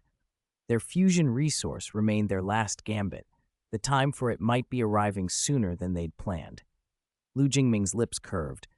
Heh, that was useful. You've bought yourself some time, but it won't be enough. Shu Sanqi pushed himself to a sitting position, blood at the corner of his mouth, his words flickering but holding. Around him, Shrek Academy rallied, wounded but resolute, while St. Freya's side readied for the next sequence. The battlefield, drained by titanic exchanges, held its breath again. The match had just taken a sudden, brutal turn. Each move from here on would count. Chapter 151, Final Echo and Return of the Holy Lance. Shu Sanqi roared, and his Xuanwu shield flared with a black light that in an instant struck Lu Jingming. Space twisted and folded. To everyone's astonishment, Lu Jingming disappeared from high above and reappeared in the center of Shrek Academy's formation. White Tiger Annihilation Kill, Wrath of Thunder, Ice Prison, blazing in extreme cold, Emperor of Heaven's Hammer. The tide of battle turned in a blink. The offense and defense reversed as if Shrek Academy had expected it. The moment Lu Jingming was transferred, Dai Yaoheng's spirit rings flashed. He unleashed 3 terrifying spirit abilities at once: the White Tiger Vajra transformation, the White Tiger Demon God transformation, and the White Tiger Annihilation Kill, trying to finish Lu Jingming decisively. The white light bled into a crimson character for kill, bristling with lethal intent as it lunged at him. Beibai was wrapped in crackling lightning that coalesced into a vast ball of electric energy. He enveloped himself in it and charged. Ling Luoqin's ice scepter blazed, ice surging into a solid prison that locked around Lu Jingming, restraining him. Huo Yuhao and Wang Dong did not hesitate either. Their second spirits manifested, the clear sky hammer bound by the coiling ice jade scorpion, calling forth a gigantic humanoid phantom. That apparition, bearing an 80% likeness to Huo Yuhao, but far more mature and composed, raised an enormous palm to wield the Emperor of Heaven's hammer and drove it down toward Lu Jingming. Lu Jingming's mouth twitched. He had suspected Shu Sanqi might use Xuanwu displacement, but he hadn't expected Shrek Academy to expend so much to eliminate him in a single blow. It was a devastating, tightly layered siege, so overwhelming that even a Spirit Saint-grade Ma Xiaotao, if she arrived and activated a spirit avatar, might struggle to resist. Everyone watching, whether in the Sea Abyss Eye or via spirit tool screens, was stunned by how quickly the situation had flipped. Emotions surged like a roller coaster. Beautiful. Wang Yan in Shrek's rest area clenched his fist and leaped up. This was exactly the plan he had arranged. Use Shu Sanqi's Xuanwu displacement to drag Shrek's key, Lu Jingming, into the heart of their formation, then crush him under coordinated volleys. If Shu could pull it off, Wang Yan thought he had an 80% chance to finish Lu Jingming. After all, he reasoned, Lu Jingming was primarily an offensive spirit master, not a defensive one. Under such a concentrated onslaught, Dai Yaoheng's full power strike, Huo Yuhao and Wang Dong's spirit fusion Emperor of Heaven's hammer, the momentary disorientation after displacement, and Ling Luoqin's control, how could Lu Jingming possibly break out? Others shared Wang Yan's confidence. On the VIP platform, Shujuju rose, her face paling as she worried for Lu Jingming. Shu Jiawei frowned, equally tense. Dai Hao, the White Tiger Duke, allowed a faint, pleased smile at the performance of Dai Yaoheng and his teammates. Shujuju was shaken for a moment, heart in her throat, until she caught sight of Changli's calm, confident smile. Changli understood Lu Jingming's strength far better than she did. If he wasn't worried, then Lu Jingming must have a counter. Slowly she sat down, eyes glued to the arena, unwilling to blink. Should I thank you for thinking so highly of me? You still underestimate me. Lu Jingming didn't panic at the encirclement. He smiled slightly. Before he finished, his third spirit ring flared, and the black abyss long spear in his hand shot forward. It spun and broke into countless motes of light, splitting into 5 black streaks that slammed through Huo Yuhao, Wang Dong, Dai Yaoheng, Bei, and Ling Luochen. Then a strange thing happened. Dai Yaoheng's bloody character of Kill, Bei's lightning orb, and Ling Luochen's ice prison all burst and vanished like bubbles, as if they had never been. On the arena, only Huo Yuhao and Wang Dong's spirit fusion, the Emperor of Heaven's Hammer, remained, still thundering down toward Lu Jingming. I almost forgot, this is your spirit fusion ability, Lu Jingming said, amusement in his voice, as he watched the hammer fall. His 5th blood-red spirit ring flared. The black abyss long spear rematerialized into a thick band of black light that wrapped around him. The black chi surged as he activated his 100,000-year spirit ability. The 1,000-Jin Emperor of Heaven's Hammer smashed down. Boom! A muffled thunderclap exploded. Shockwaves radiated outward from Lu Jingming, tearing up the ground, blasting stones like cannonballs, and kicking up a choking cloud of dust that swallowed the arena. When the dust settled, Lu Jingming stood revealed in pitch-black armor, sleek lines, overwhelming aura, a suit that looked built to repel anything. He held the Emperor of Heaven's Hammer steady with one hand. Aside from a dented ground under his feet, he was unscathed, as if the earth-shattering blow had been a whisper. How is this possible? Wang Yan's pupils shrank. He could not hide his disbelief. He had not expected Lu Jingming to take that on unhurt, especially against a spirit fusion whose destructive power reached Spirit Emperor grade. The crowd erupted in noise. Shrek's encirclement had been expected to end Lu Jingming, but the reality far exceeded expectation. Whispers spread. Why had Dai Yaoheng and Bei's attacks simply vanished? No one had an answer. Lu Jingming steadied the Emperor of Heaven's Hammer, feeling the built-in terror of the spirit fusion. He inwardly clicked his tongue. Only a spirit elder and a spirit grandmaster fused together could produce such force. The fusion rate must be astronomical. That the Clear Sky Hammer and Ice Jade Scorpion, 2 very different spirits, could combine so perfectly was already suspicious. Huo Yuhao and Wang Dong didn't just have that one fusion. In fact, the Goddess of Light Butterfly, Clear Sky Hammer, Ice Jade Scorpion, and Spirit Eye could pair in various combinations to unleash almost perfect fusion abilities. If something else weren't at play, Lu Jingming would have a hard time believing this outcome. He knew who was behind it. Sea God Tangsan must have had ideas about chaining Huo Yuhao, the son of luck. But Lu Jingming wasn't ordinary either. The reason Dai Yaoheng, Bei, and Ling Luochen's abilities had been dispelled was his 3rd spirit ability, Echo of the End. Echo of the End virtualized the Black Abyss long spear. Those it struck were forcibly dispelled of any already released spirit abilities and could not release them again for 10 minutes. Thus, Dai Yaoheng's White Tiger Annihilation Kill, Bei's Wrath of Thunder, and Ling Luochen's Ice Prison were undone in an instant. The black armor was one of his 5th spirit abilities, Holy Spear Reversal. When activated, the Black Abyss long spear transforms into an indestructible armor that comprehensively enhances his strength and grants near absolute defense. The armor carried decay. Any attack that hit it would be decomposed and destroyed, rendering the defense essentially unbreakable. Enveloped in black chi and that armor, Lu Jingming looked like a menacing final boss. He pushed slightly. A black shockwave, laced with thunderous power, swept outward like a storm.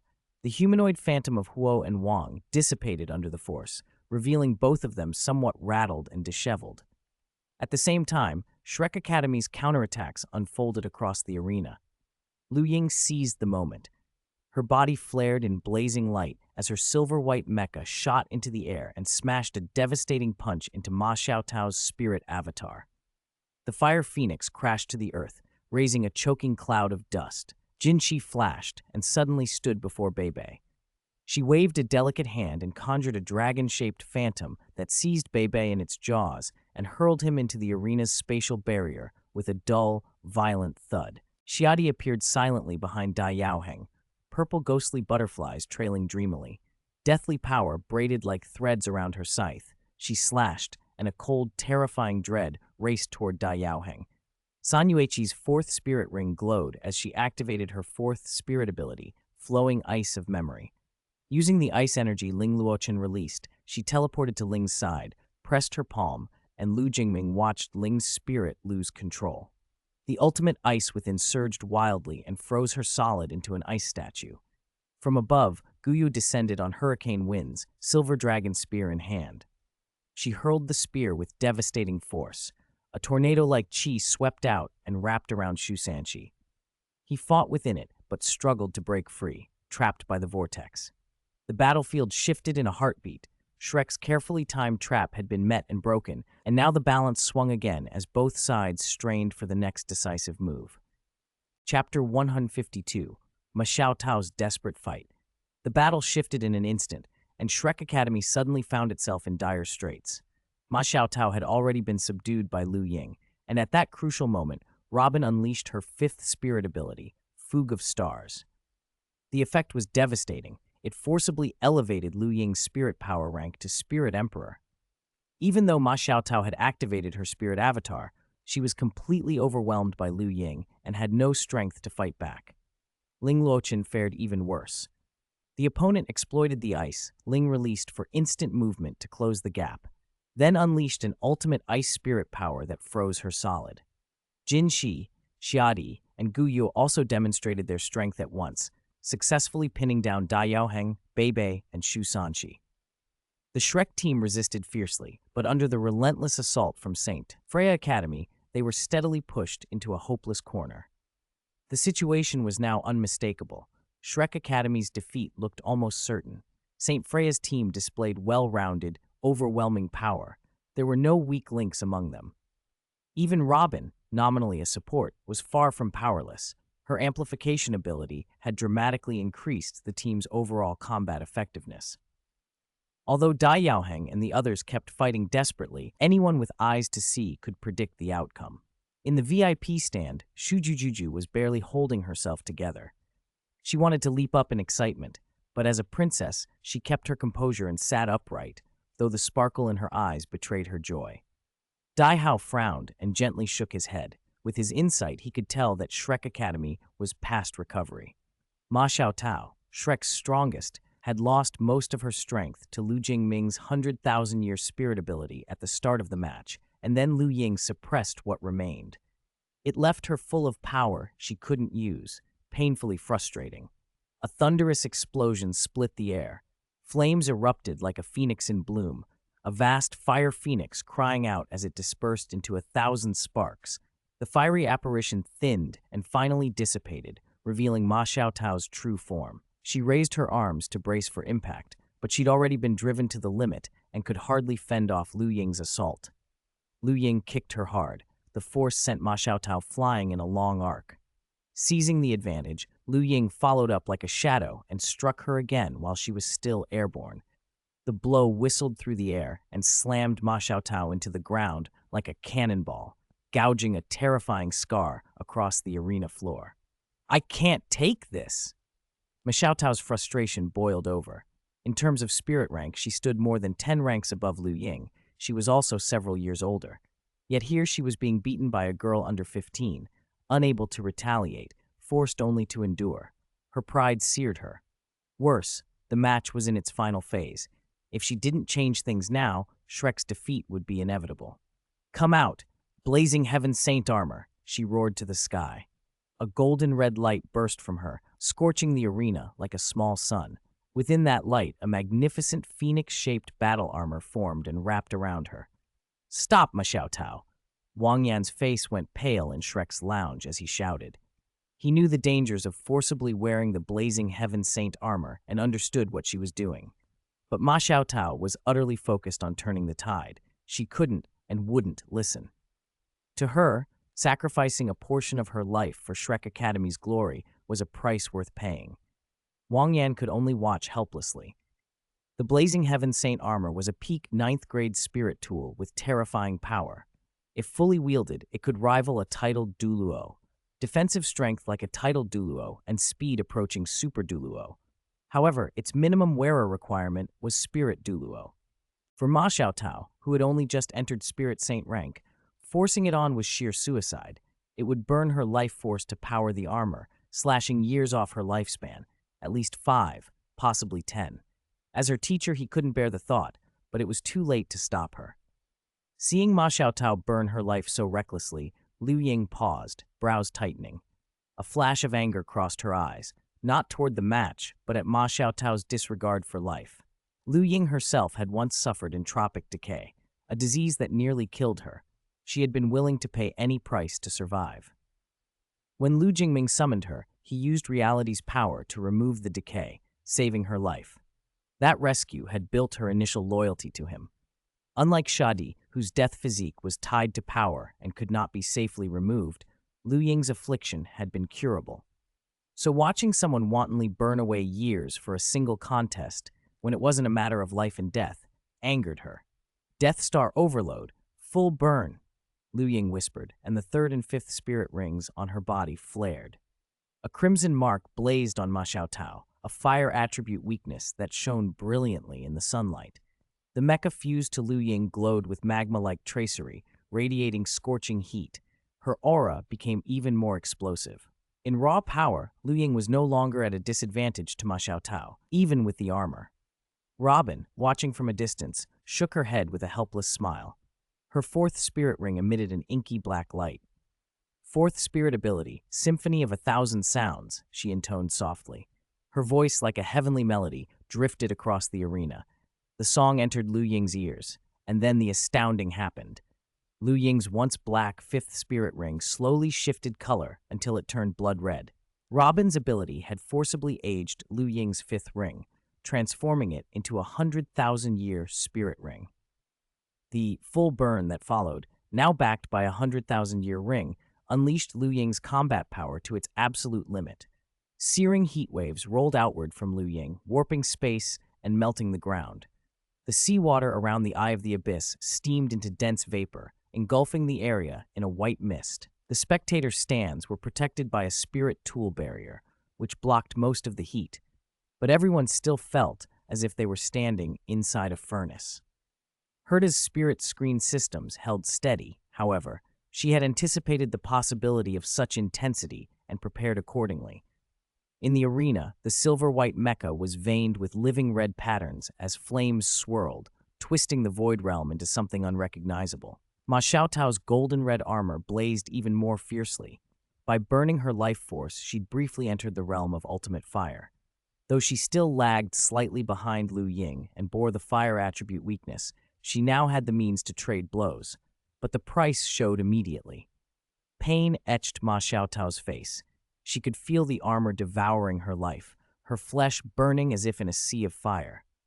Yet a fierce obsession kept her fighting. The blazing feather thrusters on her back belched blinding flames, and she streaked forward like an afterimage, an arrow loosed from a bow. Lu Ying met her head-on, bursting forward with terrifying speed. They became 2 blazing streaks tearing across the sky, colliding again and again.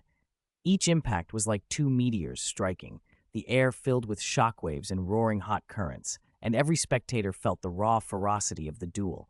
Wang Dong! Yu Hao! Wang Dong and Huo Yuhao caught each other's eyes and nodded. They understood the consequences of prematurely donning the Blazing Heaven Saint armor, but watching Ma Xiaotao fight with such desperate resolve, they couldn't stand by. Lu Jingming regarded the blazing duel with a faint frown and a touch of helplessness. He never understood Ma Xiaotao's obsession with this match, or why she would risk so much for it, but he respected her choice. He also seemed to anticipate what Wang Dong and Huo Yuhao would do next and did not intervene. Under his gaze, Wang Dong's blue-gold wings unfurled slowly behind him. the ethereal image of the bright goddess butterfly shimmering faintly. Huo Yuhao's clothes tore open under a surge of spirit power, revealing the ice jade empress scorpion pattern on his back. The crystalline yellow eyes within the pattern seemed to move, exuding a fierce, devouring aura that promised they were ready to join the fray. Chapter 153, Martial Soul Fusion Technique, Holy Spear Countercurrent. A blinding radiance exploded from Huo Yuhao and Wang Dong, the light so intense it stung the eyes and made it nearly impossible to stare directly. Within the dazzling glare, the illusory shapes of the goddess of light butterfly and the ice jade empress scorpion began to blend. Huo Yuhao and Wang Dong's physical forms slowly dissolved into the light. From the shimmering curtain of blue, gold, and green, a colossal goddess of light burst out, beating her wings through the surrounding glow. Frosty chi erupted with her emergence, condensing into a crystalline staircase of ice in midair. On that icy stair, a graceful figure slowly descended. She was staggeringly beautiful, a young woman with long blue-pink hair that fell like a waterfall to her ankles. Her gown seemed woven from light and frost. Each step made the skirt shimmer with a dreamlike glow, as if she had stepped out of a fairy tale. A soft radiance emanated from her skin, and the cold chi under her feet spread outward, giving her an aura that was cool and noble. 6 butterfly wings stirred gently behind her, trailing flowing light and chilled air, ethereal and otherworldly beyond human comprehension. The entire audience fell silent and stunned, spellbound by the exquisite figure moving through the mist of ice. Only Lu Jingming did not look surprised. He had known Huo Yuhao and Wang Dong possessed a spirit fusion ability, yet even he could not hide a flicker of confusion when he saw what their fusion had produced. The Ice Jade Empress Scorpion and the Goddess of Light Butterfly had fused into the Goddess of Light, Tang Wu Tong. It defied expectation. Were there no fixed rules to spirit fusion on the Douluo Continent? His gaze caught the golden trident mark on the Goddess of Light's forehead, and Lu Jingming's expression darkened. He hadn't forgotten that Tang San's divine sense, the sea gods, was still dormant within Wang Dong. "Since you refuse to give up, then let me show you true despair," he said coldly. The black armor covering him dissolved into black light and dissipated, reforming into the familiar black long spear. He dispelled his 5th spirit ability. The crowd, seeing this, exchanged puzzled looks. Why would he discard such a powerful 100,000-year spirit ability right after Huo Yuhao and Wang Dong unleashed their fusion? Their puzzlement turned to astonishment the next moment. Lu Jingming drew a white lance from the void realm. It shone with holy light, as if invoking a spring breeze. He stood with 2 spears now, one black, one white. "Twin spirits?" someone gasped. "He actually has twin spirits.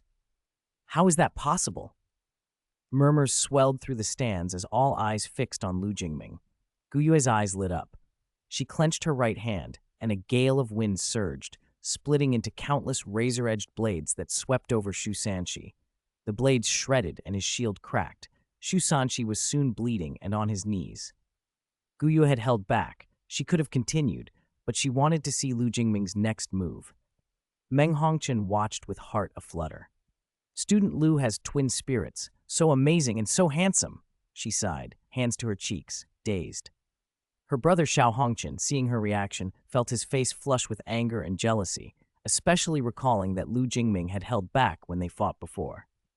Wang Yan pushed up his glasses, admiration clear on his face. Twin spirits, 100,000-year spirit rings. His talent may even surpass Huo Yuhao's. On the stage, Lu Jingming raised the 2 spears. "I am the black from hell. I am the white from heaven.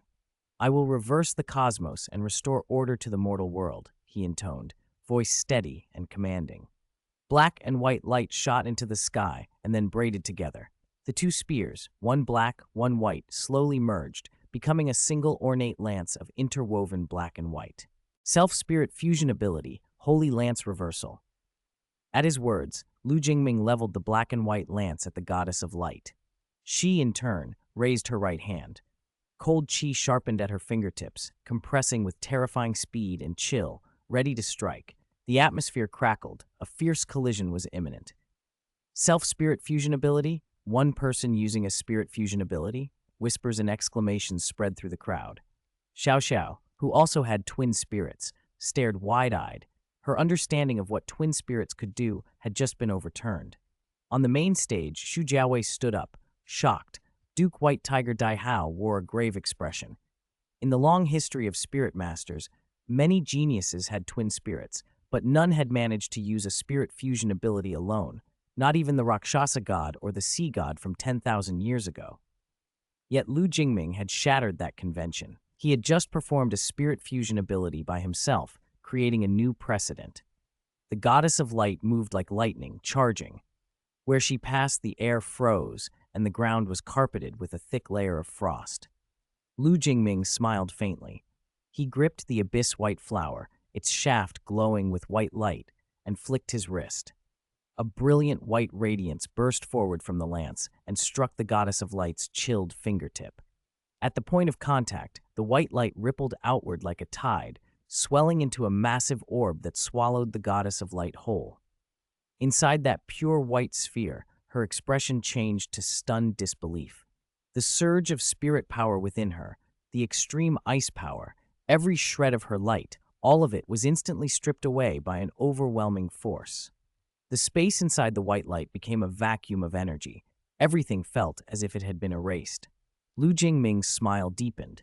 His self-spirit fusion ability, Holy Lance Reversal, did not seek to shred or cleave. Dominated by the abyss white flower, its specialty was containment and eradication of energy. For a being whose existence was formed of spirit power, this technique hit precisely where it mattered. The moment she was struck, all the energy that sustained her was confined and extinguished. When the dazzling white light faded, the goddess of light was gone. In her place lay Huo Yuhao and Wang Dong, both unconscious, their spirit power completely eliminated. Lu Jingming glanced down at them before casting the abyss white flower backward. The lance's shaft turned into a beam of light and rocketed through the air like a meteor. At that very moment, Ma Xiaotao, locked in a fierce duel with Liu Ying, suddenly felt excruciating pain in her chest. The raging flames that had wrapped her body flared out and died. The blazing heaven's sacred armor's glow dimmed. She stared in stunned disbelief at the black and white spear tip protruding from her chest, eyes wide with confusion. Her limbs went limp like a cut kite string, and she collapsed, plummeting toward the ground. Ma Xiaotao! Sister Xiaotao! Wang Yan and the others cried out, faces pale with shock. The entire arena fell into stunned silence. No one had expected Lu Jingming to strike Ma Xiaotao, so decisive, so ruthless. In the sea god's eye, hidden in the shadows, Xuanzi, who had not yet appeared, went white with shock, then fury turned his eyes bloodshot. He threw aside any lingering fear of the snow moon Douluo. Spirit power surged through him, his whole being radiated violent intent. He was ready to rush the stage and seek justice for Ma Xiaotao. Chapter 154, Muen's Decision. Calm down. Just as Xuanzi was about to act rashly, a faint voice sounded behind him. Hearing it, he froze. He knew that voice. He had heard it countless times over the past 100 years. Old Mu, you're here too. Xiaotao, she. For a moment his face brightened. With Muen present, even Douluo Shuiyu would have to give Shrek Academy some explanation. But when he turned and saw Muen's condition, his joy vanished. It wasn't Muen's main body that had appeared, but a clone condensed from the energy of the golden tree. Though it could unleash the strength of a limit Douluo, its duration was short. It couldn't sustain a long fight. Muen's ethereal figure glowed a soft golden light. He spoke calmly. Don't worry. Xiaotao isn't dead. He had noticed what Xuanzi had missed. Ma Xiaotao was not in mortal danger. The spear through her chest had not been meant to kill. Lu Jingming had driven it in deliberately to stop her from fighting recklessly and burning through her life force. In truth, the spear had saved her. If she had continued in that self-forgetful state against Liu Ying, she might have exhausted her life force completely and died. Muen also understood that Lu Jingming had no reason to kill Ma Xiaotao in front of everyone. There was no real hatred between them. When Lu Jingming slowly withdrew the spear, the wound on Ma Xiaotao's chest healed instantly, as if it had never been there. Yet her spirit power was entirely gone, and she collapsed, helpless.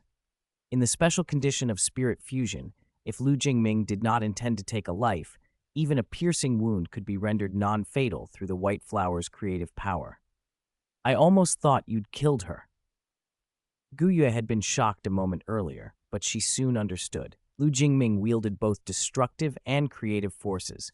The fused holy spear was not meant to slaughter. Lu Jingming would never do that, she murmured. Sanyuchi skipped forward, curious about the unconscious Ma Xiaotao. Her eyes lingered on Ma Xiaotao's proud figure, especially her conspicuously large chest, and she couldn't help but twitch her mouth. Only Changli had impressed her like that before. Whether it was herself, Jin Shi, Zhang Lexuan, or others, they all had to admit defeat in the face of Ma Xiaotao's presence. The scene in the arena had changed completely. Members of St. Freya Academy stood tall, faces alight with victory, while Shrek Academy's fighters lay scattered and broken. When Wang Yan realized Ma Xiaotao was not dying, the worst weight on his chest lifted, but then a heavy sigh escaped him.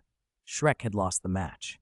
Ma Xiaotao, Huo Yuhao, and Wang Dong were out cold. Shu Sanqi, Bei Bei, Dai Yaoheng, and Ling Luochen had lost the ability to continue. Almost all of Shrek's core members had been taken out. Even with substitution allowed in the upcoming individual rounds, Shrek Academy only had He Kato, Xiao Xiao, Jiang Nanan, and Shishi left. No match for St. Freya's lineup. It would be like hurling eggs at a rock. The result of the long-anticipated All-Continent Advanced Spirit Master Academy Soul Duels tournament was decided. Shrek Academy had been crushed in the team battle and could not continue. This tournament was decided in one round. There would be no comeback. Though Wang Yan hated to admit it, the facts were clear. Persisting would only invite further humiliation. As Shrek's headmaster, he had the authority to concede the rest of the tournament. He approached Dan Heng and, with reluctance, forfeited. Dan Heng's expression stayed calm. His voice, amplified by spirit tools, carried across the eye of the sea abyss. Because Shrek Academy forfeits the individual elimination rounds, St. Freya Academy is the winner of this year's All-Continent Advanced Spirit Master Academy Soul Duels Tournament Finals. The announcement stunned the crowd for a moment before a roar of applause and cheering filled the air. Spectators didn't blame Shrek too harshly. Anyone who had watched the team battle could see they were exhausted and broken. St. Freya had been dominant in the tournament, and as defending champions, their victory was expected. Opinions about Shrek's loss varied. Some shook their heads sadly. Had Shrek's era of glory passed? Others, especially those from the Sun Moon Royal Spirit Tool Master Academy, who had always regarded Shrek as a rival, were quietly pleased. Shu Jiawei smiled widely. Another championship for the Star Luo Empire would raise the empire's prestige and strengthen national unity. Old Mu, we lost again. This is all my fault. Xuanzi stood off to the side, dejected and guilt-ridden. He regretted his earlier carelessness, the mistakes that had cost Shrek several excellent disciples, Yao Haoshuan, Gongyang Mo, Chen Zifeng, and left the team weakened. Muen shook his head slightly. He was more pained about the Academy's loss of talent than about the match's outcome. The Academy's legacy and training new generations mattered most to him, and Xuanzi's repeated errors had been disastrous. Shrek was in a drought of talent. The Sea God Pavilion still relied mostly on the old guard. Yan Xiaojie and others hadn't stepped up to fill the gap. Desperation forced Muen to look to the younger generation, Ma Xiaotao and Huo Yuhao. Ma Xiaotao was extraordinarily gifted and powerful, but her temper was too hot, too reckless. In the end, her uncontrolled fighting almost killed her. That kind of personality would never make a suitable Sea God Pavilion master. Huo Yuhao, however, had twin spirits, including the rare ultimate ice spirit, and a temperament that was calm and composed. He remained rational under pressure. To Muen, Huo Yuhao was the ideal successor. Muen had made up his mind. Once they returned to the academy, he would formally accept Huo Yuhao as his personal disciple and use the Golden Tree's life force to heal his injuries. With Huo Yuhao's talent, Shrek's resources would be well invested. If Xuanzi could simply hold on while Huo Yuhao and the younger generation matured, the Academy's future would be secure. Muen knew his own form was failing.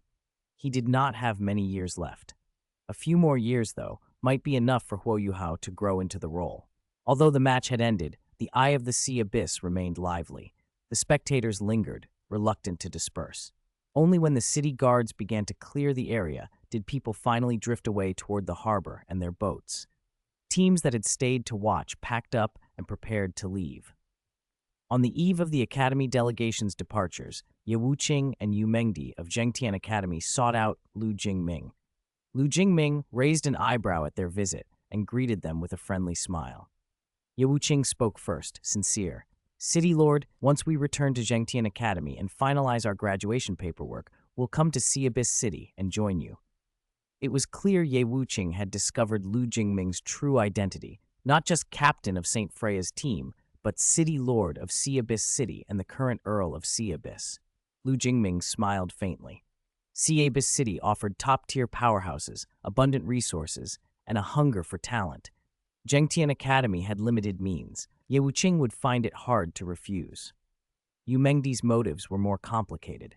She sought not only stronger cultivation resources and mentorship, but also to revive the Angel family's former glory in collaboration with Ye Gai.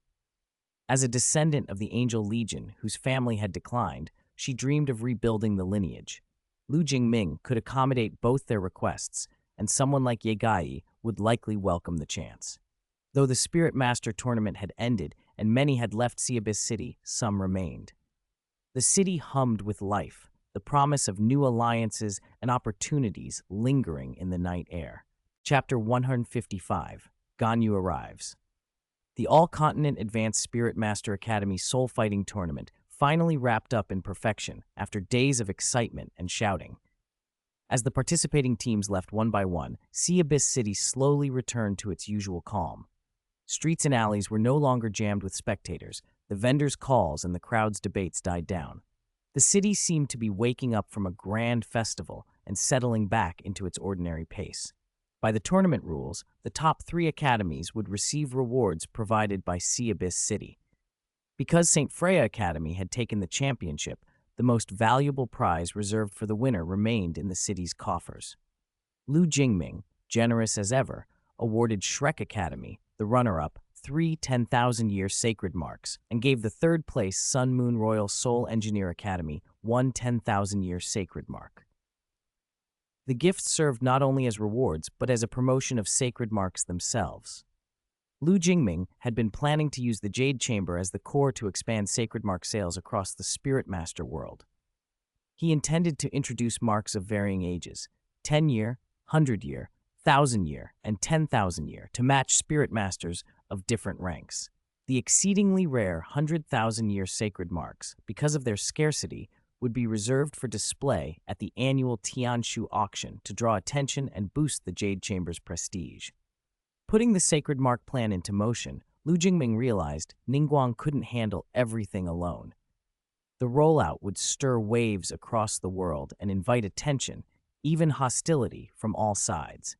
It required more manpower and presence. He had the true power to spare now, and after weighing his options, he had already decided on one recruit. It's you, Wang Xiaomei. When news reached Keqing and Ningguang that Lu Jingming intended to summon Ganyu, both hurried over, curiosity bright in their eyes. Wisps of true power gathered, and his true authority quietly activated. A force that made the illusory real descended, and strange ripples ran through the air. Under everyone's gaze, a figure slowly formed from nothing, at first blurred, then clearer, until she stood fully present. Ganyu stepped forward, with soft, long blue hair tied into a neat ponytail that fell to her waist, the strands swaying with her movements. A small ahogge trembled at her crown, adding a hint of playfulness to her composed demeanor. She wore a white, short kyangsam, finely tailored, with golden patterns along the collar and cuffs that spoke of quiet nobility. An ice blue gem at her waist and a fan-like headpiece beside the black Qilin horn completed the look. Her gradient sleeves faded from white to blue, black pantyhose and gold-patterned sock rings framed her legs, balancing grace and elegance. Lu Jingming could not help but admire her. Ganyu's elegant, serene, cool purity was like flawless snow, a presence that could rival even Gu Yue. "Ganyu, how do you feel?" he asked, smiling as he looked at the newcomer, then at Keqing, who was clearly delighted. He inwardly savored the moment. He had finally gathered the long-awaited Shingan Qingyuan combination. Having both Gan and Kei, he felt satisfied. It feels very strange. Is this an alternate world? Ganyu opened her clear blue eyes slowly, curiosity shining in them. Her voice was gentle and soft, like a mountain spring, approachable and calming. Though visitors from other worlds did come to Tevat, this was Ganyu's first time stepping into another world. The experience was fresh and wonderful, and she had already received detailed information about this place during the materialization, so nothing was completely unfamiliar. Seeing Keqing and Ningguang, two familiar faces, eased her. She would not be alone here. This is great. With Ganyu, work efficiency will increase at least tenfold, Keqing said without hesitation. Her reputation as a workaholic was well earned. Her immediate thought on seeing Ganyu was productivity. Lu Jingming's smile twitched. He had summoned Ganyu partly to help with affairs, yes, but not merely to make her a workhorse. He wanted her near for other reasons as well. Don't rush things. Aching, consider others more, Lu Jingming advised, a hint of a headache in his voice. He preferred Keqing and Ganyu to have a chance to relax and enjoy life rather than work themselves to exhaustion. Work. Don't worry. Leave it to me, Ganyu replied almost reflexively. Lu Jingming could only feel exasperated and helpless in that moment. Ningguang, watching, covered her mouth and chuckled. She had expected the lively chemistry between Keqing and Ganyu. Because Lu Jingming had spent precious true power to bring Ganyu into this world, a contract had been established the moment she arrived. Ganyu, true to her nature, intended to honor it and devote herself to Lu Jingming's cause. He had more practical reasons for the summoning, too. Rolling out the sacred marks through the Jade Chamber would attract dangerous attention. Ningguang alone couldn't guarantee the Jade Chamber's security. Lu Jingming had therefore invested whatever power was necessary so the Ganyu who arrived here would be strong enough to help carry the burden, both in administration and in guarding against those with ill intent. Ganyu's spirit is the Ice Keelan. In this world, she held the rank of a 98 Supreme Douluo with an ultimate ice attribute. As an auspicious beast, her arrival promised fortune for Sea Abyss City. Lu Jingming had not elevated her straight to 99 limit Douluo because condensing a second soul core would have dramatically increased true power consumption. He preferred to let Ganyu break through the bottleneck by her own talent and effort. That would save him resources and allow her to grow into this world, strengthening herself gradually. With her aptitude, a breakthrough to 99 shouldn't be difficult. Compared to many titled Douluo back on the Douluo Continent, her chances were high. Dan Heng's situation was similar. Lu Jingming hoped they'd achieve breakthroughs through their own merit. For now, a powerful 98 Supreme Douluo was more than sufficient. Suddenly, a pink blur sprang from the side and leaped into Ganyu's arms with lightning speed. Miko? How did you become this? Ganyu stiffened, stunned for a moment, then recognized the familiar aura. The pink fox in her arms was Yae Miko in her small form. Lu Jingming scratched the back of his neck, awkwardness coloring his expression. When he'd summoned Yae Miko earlier, he'd been short on true power. Miko had therefore appeared in her small fox state, and he hadn't reverted her. Now seemed an opportune moment to fix that. Ganyu, when I summoned Miko before, there wasn't enough true power. Now I'll restore her to her proper form. He gently took the pink fox from Ganyu's arms and poured true power into her. Energy flowed through the little body, and purple lightning began to arc around her. Her naive, silly eyes sharpened with intelligence as the power shaped her. In an instant, she became a streak of light and vanished from Lu Jingming's hands.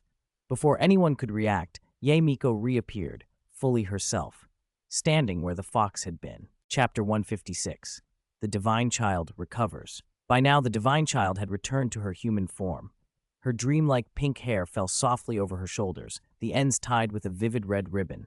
Simple yet exquisite, every movement carried an elegant grace. She wore a traditional red and white Miko outfit that accentuated her slender, curving figure. The moment she appeared, her deep purple eyes fixed on Lu Jingming. With a faint half-smile, she said, "Little one, shouldn't you explain yourself?" Her voice was soft and melodious, but threaded with both embarrassment and anger, clear reminders of her time as a little fox. She remembered her humiliating behavior and wanted nothing more than to erase everyone's memory of it. Cough, cough. Well, Divine Child, you know, these things were caused by irresistible forces. Lu Jingming answered, feeling guilty under her stare. His voice betrayed an awkwardness. He remembered how, while she had been in fox form, he'd behaved inappropriately, trying to determine her gender and the like. Heh heh, do you expect me to believe that? The divine child's smile had no warmth. Her eyes flashed like a predator's, icy and dangerous. She had always been one to tease others, never to be toyed with, and the idea of being ridiculed made her deeply displeased. Feeling that cold aura, Lu Jingming felt a shiver run down his spine. He knew her temperament only too well. This vengeful fox was clearly plotting payback. The thought of being her target made his head throb. To placate her, Lu Jingming had already boosted her strength to rank 94. He stopped there because breaking rank 95 would mean entering a new realm, exponentially increasing true power consumption. Even at rank 94, though, she could easily overpower the current Lu Jingming. There'd be no contest. Helpless, he shot pleading glances at Ganyu, Keqing, and Ningguang, silently begging for help. None of them blinked. Keqing's eyes especially showed a gleeful schadenfreude. He deserved whatever came to him. Forget it. For her face, I won't hold what happened before against you, the divine child said, and Lu Jingming almost bolted, relief washing over him. Then her expression softened. She tilted her head and looked at the blood-red mark on his hand with a complicated gaze, part joy, part nostalgia. Lu Jingming glanced at the mark, then at the figure sleeping inside its space, and let out a long, quiet sigh. Good, the precaution he'd taken worked. He wasn't the sort to act without planning. When he decided to restore the divine child's mind, he had expected she'd seek revenge when she returned. He dared it only because he'd prepared a trump card. It had paid off. She chose to spare him, at least for the moment, because of the sleeping presence tucked in the stigma. Death may be off the table, she murmured playfully in his ear, but living punishment will not be. Just wait, little one. Lu Jingming's mouth twitched. After a long detour, he still couldn't dodge retaliation. He grimaced inwardly. This fox wouldn't go overboard, but trouble was inevitable. The All-Continent Advanced Spirit Master Academy Soul Fighting Tournament, held in Abyss City this year, caused far more of a stir than anyone expected. The biggest sensation wasn't that sane. Freya Academy won the championship again, but the appearance of the stigma. This new invention set the Spirit Master world abuzz. For most Spirit Masters, stigmas were welcome news. Previously, acquiring a spirit ring meant venturing into terrifying spirit beast forests where a single misstep could leave hunters as nothing but a cautionary tale. Now things had changed. Spirit Masters with money could visit the Jade Chamber, buy a stigma, and gain spirit rings without risking life and limb. High-quality stigmas could grant multiple spirit rings and even carry inheritance traits, potentially passing benefits to descendants. They allowed Spirit Masters to choose stigmas aligned to their spirits, gaining abilities tailored to their development. Compared to the old lottery of hunting in the forest, this was a monumental improvement. With such vast benefits, Abyss City couldn't expect to keep this prize to itself. The stigma threatened many entrenched interests and would face severe tests. Lu Jingming's goal, however, was not merely profit from stigma sales. He sought a large infusion of true power. As soon as the tournament ended, he began negotiations with the Star Crown sect. The method for producing stigmas remained an absolutely confidential core secret, but sales profits could be fairly distributed with other forces. Publicly, he welcomed major powers to invest in the project and share in the gains. Privately, he insisted the core technology remain in Abyss City's hands. That was his bottom line. Word spread and powerful forces moved quickly. The Starluo Empire was first to seek cooperation and investment. Princess Vina of the Heavenly Soul Empire pressed Shujuju to broker contact with Lu Jingming, eager to get a slice of the pie. The Douluo Empire sent envoys to negotiate. Shrek Academy in Shrek City recognized the business potential and approached Ningguang about investing. Lu Jingming welcomed them all. He understood that monopolizing the stigma would make Abyss City a target. Sharing benefits in exchange for stability was wiser. As long as Abyss City controlled the core technology, it would remain the dominant and greatest beneficiary. In the Sun Moon Empire, at the Sun Moon Royal Soul Engineer Academy in Mingde Hall, Jing Hongqian held two blood-red crystals tightly. He looked solemn and focused. Inside one crystal floated a mountain-moving ape sealed with a brilliant blood-red spirit ring, a priceless 100,000-year stigma. In the other, a snow-white toad drifted with fiery red pupils and a deep black ring, a 10,000-year vermilion-eyed ice toad stigma. That vermilion-eyed ice toad stigma had been the reward Lu Jingming specially chose for Meng Hongchen after the Sun Moon Royal Soul Engineer Academy took third place. The generosity was obvious. The vermilion-eyed ice toad was native to the far northern reaches and exceedingly rare. But with the Snow Empress, the dominator of the extreme north, now aligned with Lu Jingming, obtaining genetic soul data from a 10,000-year specimen to make a stigma was no longer out of reach. When Meng Hongchen first saw the stigma, her face flushed and her eyes sparkled. If not for decorum, she would have rushed over to hug and kiss Lu Jingming. Is this the stigma? Unimaginable. What genius could create such technology? Jing Hongchen gazed at it in genuine admiration. Even though the Sun Moon Empire led in soul tool tech and had advanced genetic techniques, extracting male seeds and implanting them into females to conceive, they felt utterly outclassed by stigma technology that made spirit rings so accessible. It was like encountering a whole new simulated universe. The stigma far exceeded their current understanding. If it were anyone else, Jing Hongchen thought they might credit Miss Herta with the invention. But he dismissed that possibility. He had tracked Miss Herta's movements and, though he'd never met her, knew her well enough to believe she'd never hide such a masterpiece. The stigma's origin had to be Sea Abyss City.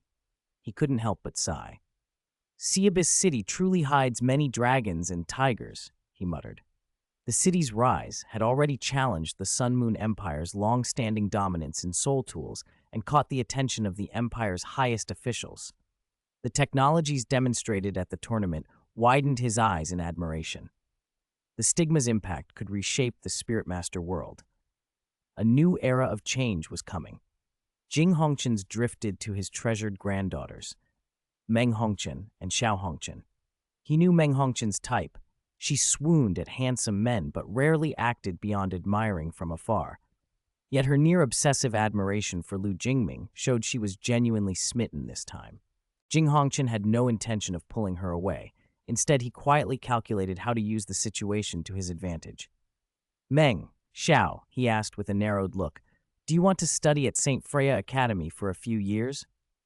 Chapter 157, The Actions of the Body Sect. Jing Hongchen had long wanted to establish exchange and study programs with Shrek Academy. He hoped to learn from Shrek's approach to Spirit Master education to raise the level of training at the Sun Moon Royal Spirit Tool Academy.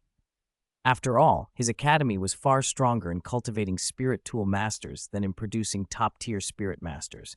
Shrek Academy's methods in Spirit Master education were what they lacked. In the past, Shrek had always refused, but the situation had changed. St. Freya Academy had just won the Spirit Master Grand Competition twice in a row, and its strength and teaching quality were now obvious to everyone. Jing Hongchen believed St. Freya had unique pedagogical approaches worth studying. He hadn't originally planned to send Meng Hongchen and Xiao Hongchen for study there, but after thinking it over, he changed his mind. Even if they couldn't learn the deepest secrets, exchange study at St. Freya would still be valuable. It would also allow Meng Hongchen to get closer to Lu Jingming, the central figure in Sea Abyss City, and with luck, she might meet the legendary Lady Herta or the mysterious Stigmata developer. Sending them under the pretext of exchange would also relieve concerns about their safety in Sea Abyss City. St. Freya's reputation depended on protecting any students sent there. Grandpa, you mean you're sending my brother and me to St. Freya Academy? Meng Hongchen's eyes lit up. She hadn't expected such news and couldn't hide her excitement. She had thought she'd have to wait until the next grand competition to see Lu Jingming again. Is it necessary? Xiao Hongchen frowned. St. Freya is strong, sure, but I don't think their teaching is necessarily better than ours. Jing Hongchen, who was indulgent with Meng but very strict with Xiao, grew dark at the remark and snapped. Foolish. Losing a competition isn't the worst thing. What's worse is not recognizing the gap between you and them.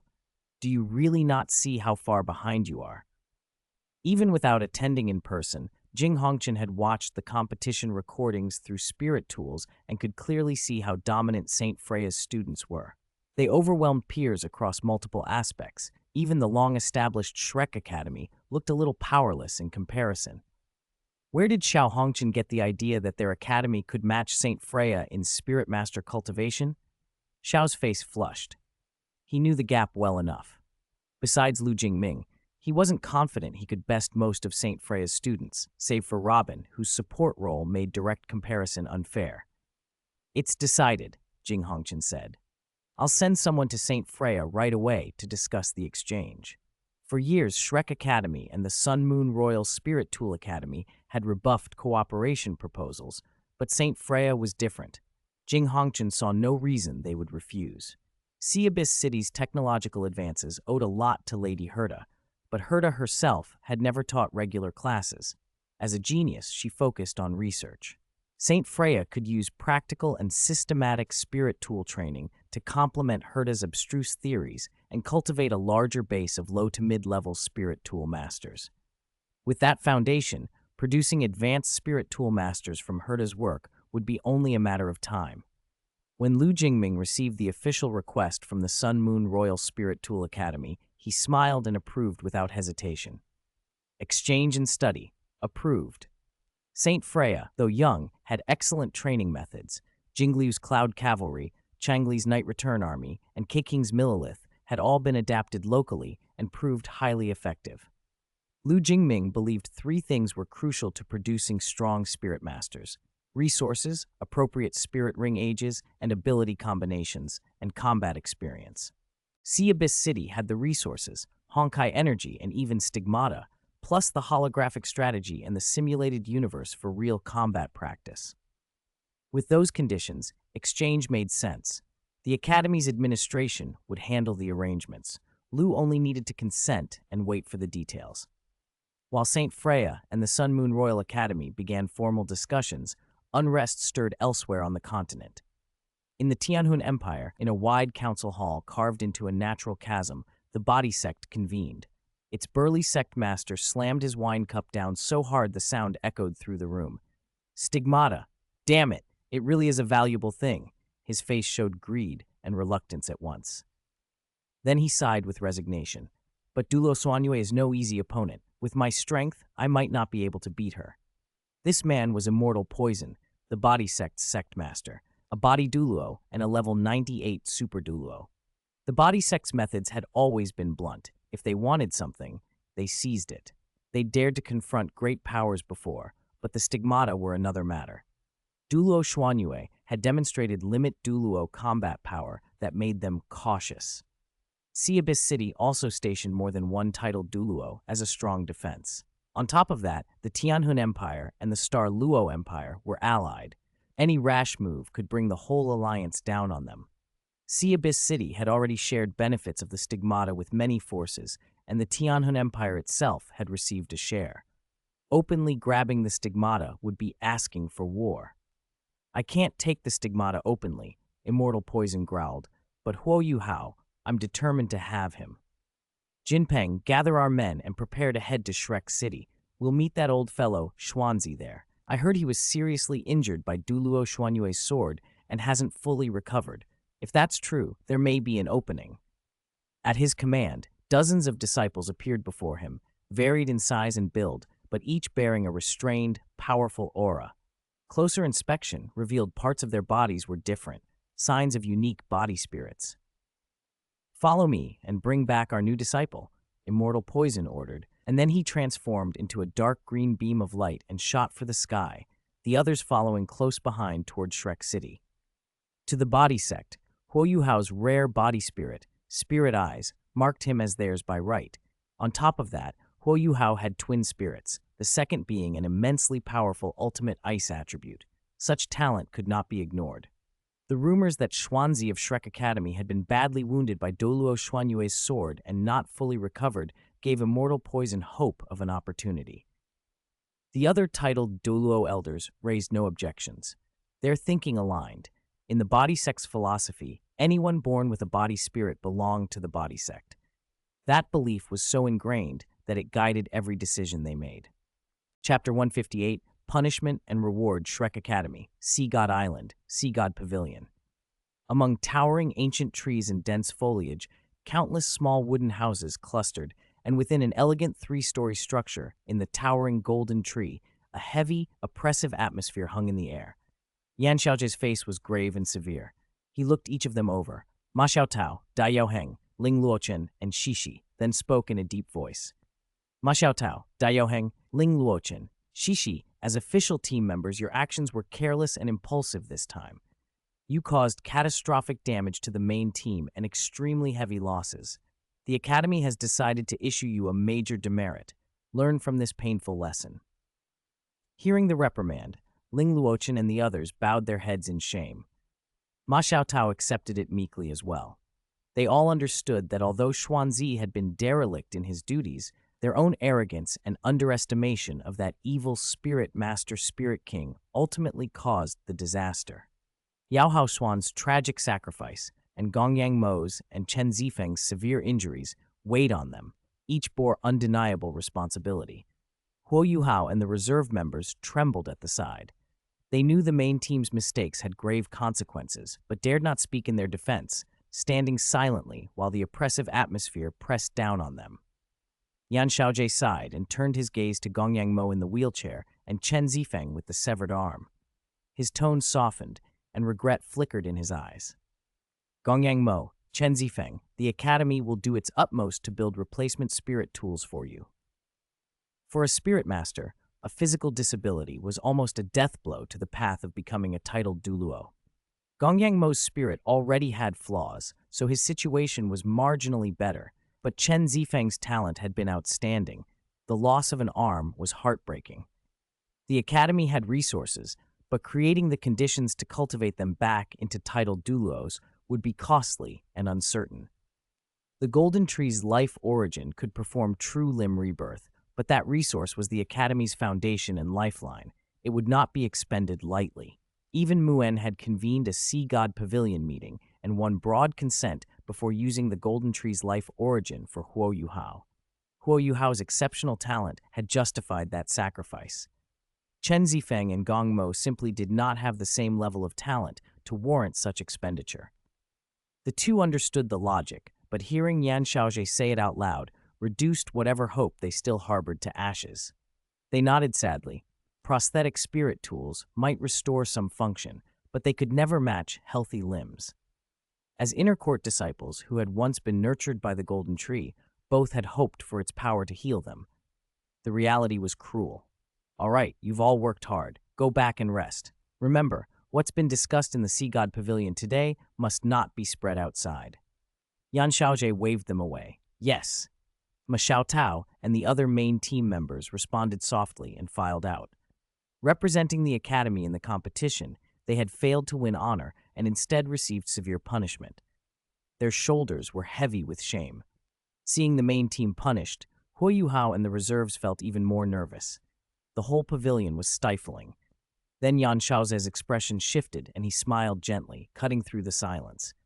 Huo Yuhao, Bei Bei, Wang Dong, Xiao Xiao, Heiketo, Jiangnan Nan, Xu Sanqi, you seven were entrusted to step in for the main team at a critical moment. Though you didn't win the championship, your efforts were seen by the Academy. You deserve rewards. Relief washed over Huo Yuhao and the others. Even Wang Yan, the leader, breathed easier. Yan Xiaozhe announced generous rewards for the seven, not only precious spirit bones but other abundant resources. Wang Yan, who had led the temporary team, was rewarded as well. Before the excitement could fully settle, an elderly voice rang out slowly. Xiaozhe, let Huo Yuhao, Wang Dong, and Xiao Xiao stay and learn from me. Bei Bei and Xu Sanqi will train with Xuanzi. Jiang Nannan will learn from Kai Meier. He Kaito will be taught by Xian Liner and Qian Duoduo. Surprised, Huo Yuhao and the others looked up. Yan Xiaozhe answered respectfully, yes, teacher. Xuanzi, Kai Meier, and Xian Liner stepped forward and took Bei Bei, Xu Sanqi, Jiang Nannan, and He Kaito away. In moments, only Huo Yuhao, Wang Dong, and Xiao Xiao remained in the pavilion. Follow me. Yan Xiaozhe smiled and led the three to the top floor of the Sea God Pavilion. When they stepped into the top room, they froze. The old man lounging in a reclining chair was the mild-mannered gatekeeper they all saw at the freshman dormitory entrance every day.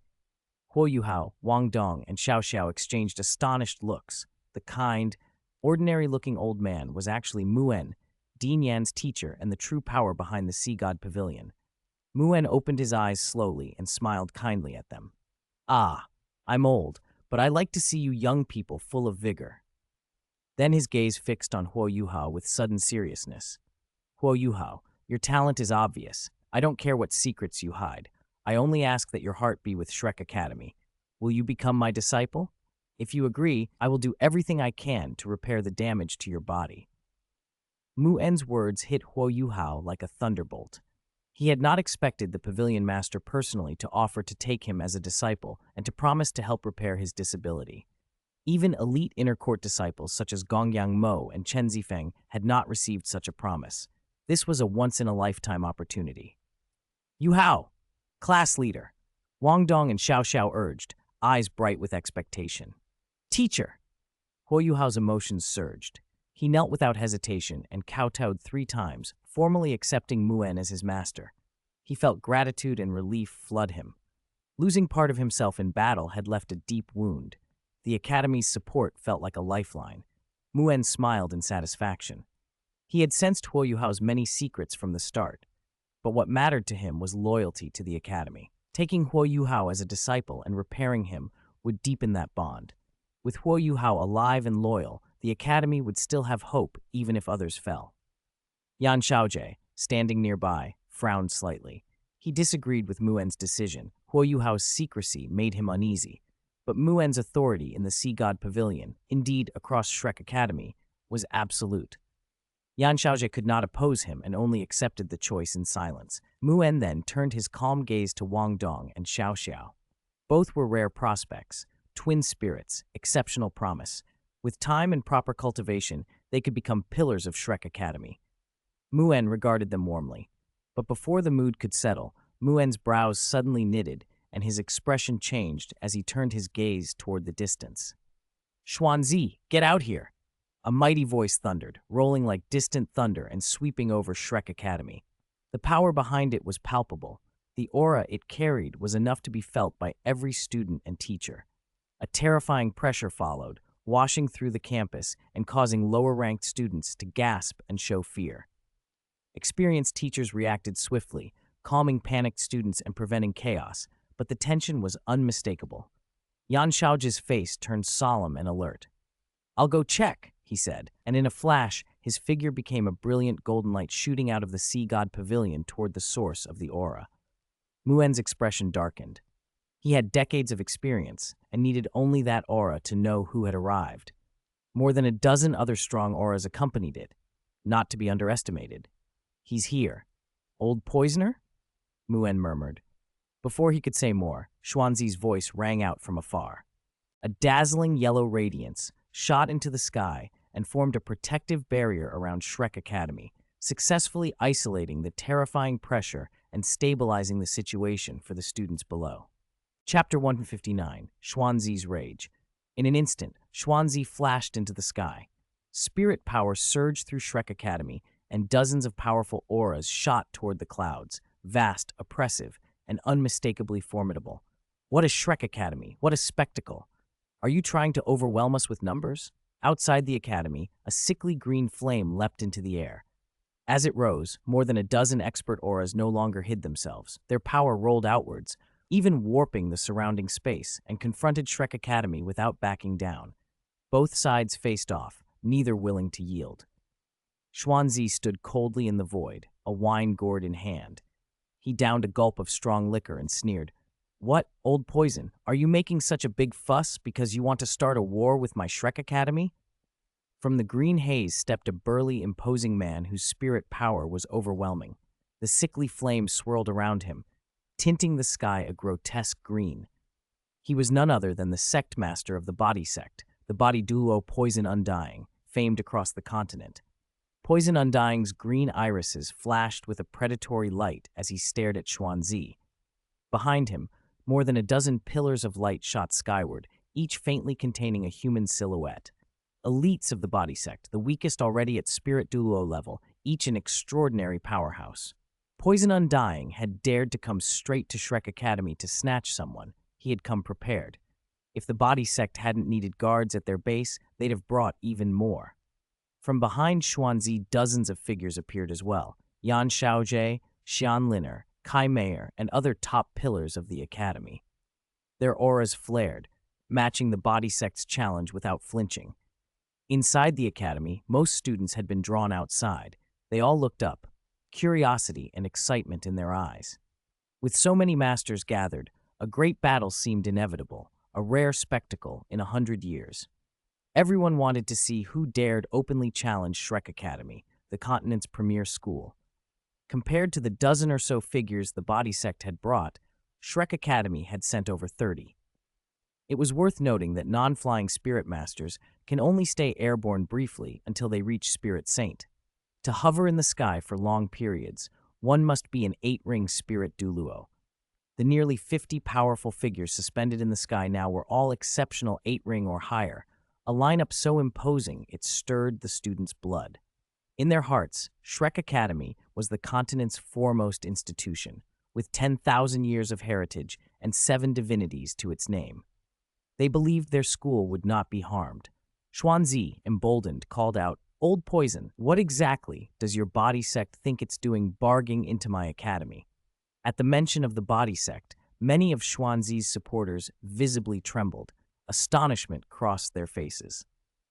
The body sect had clashed with Shrek Academy before, and in that bitter contest the body sect had held a slight advantage. That setback had spurred Shrek Academy to establish the Sea God Pavilion, gathering top forces to strengthen the school. The body sect's earlier success had indirectly led to the pavilion's founding. No wonder the attackers had the audacity to strike. They were body sect people, and they were arrogant for good reason.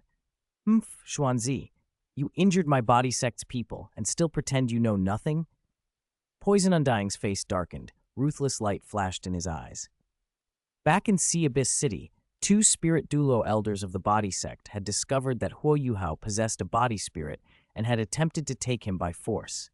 They'd run headlong into Xuanzi and been taught a harsh lesson. Poison Undying had kept that score in his heart.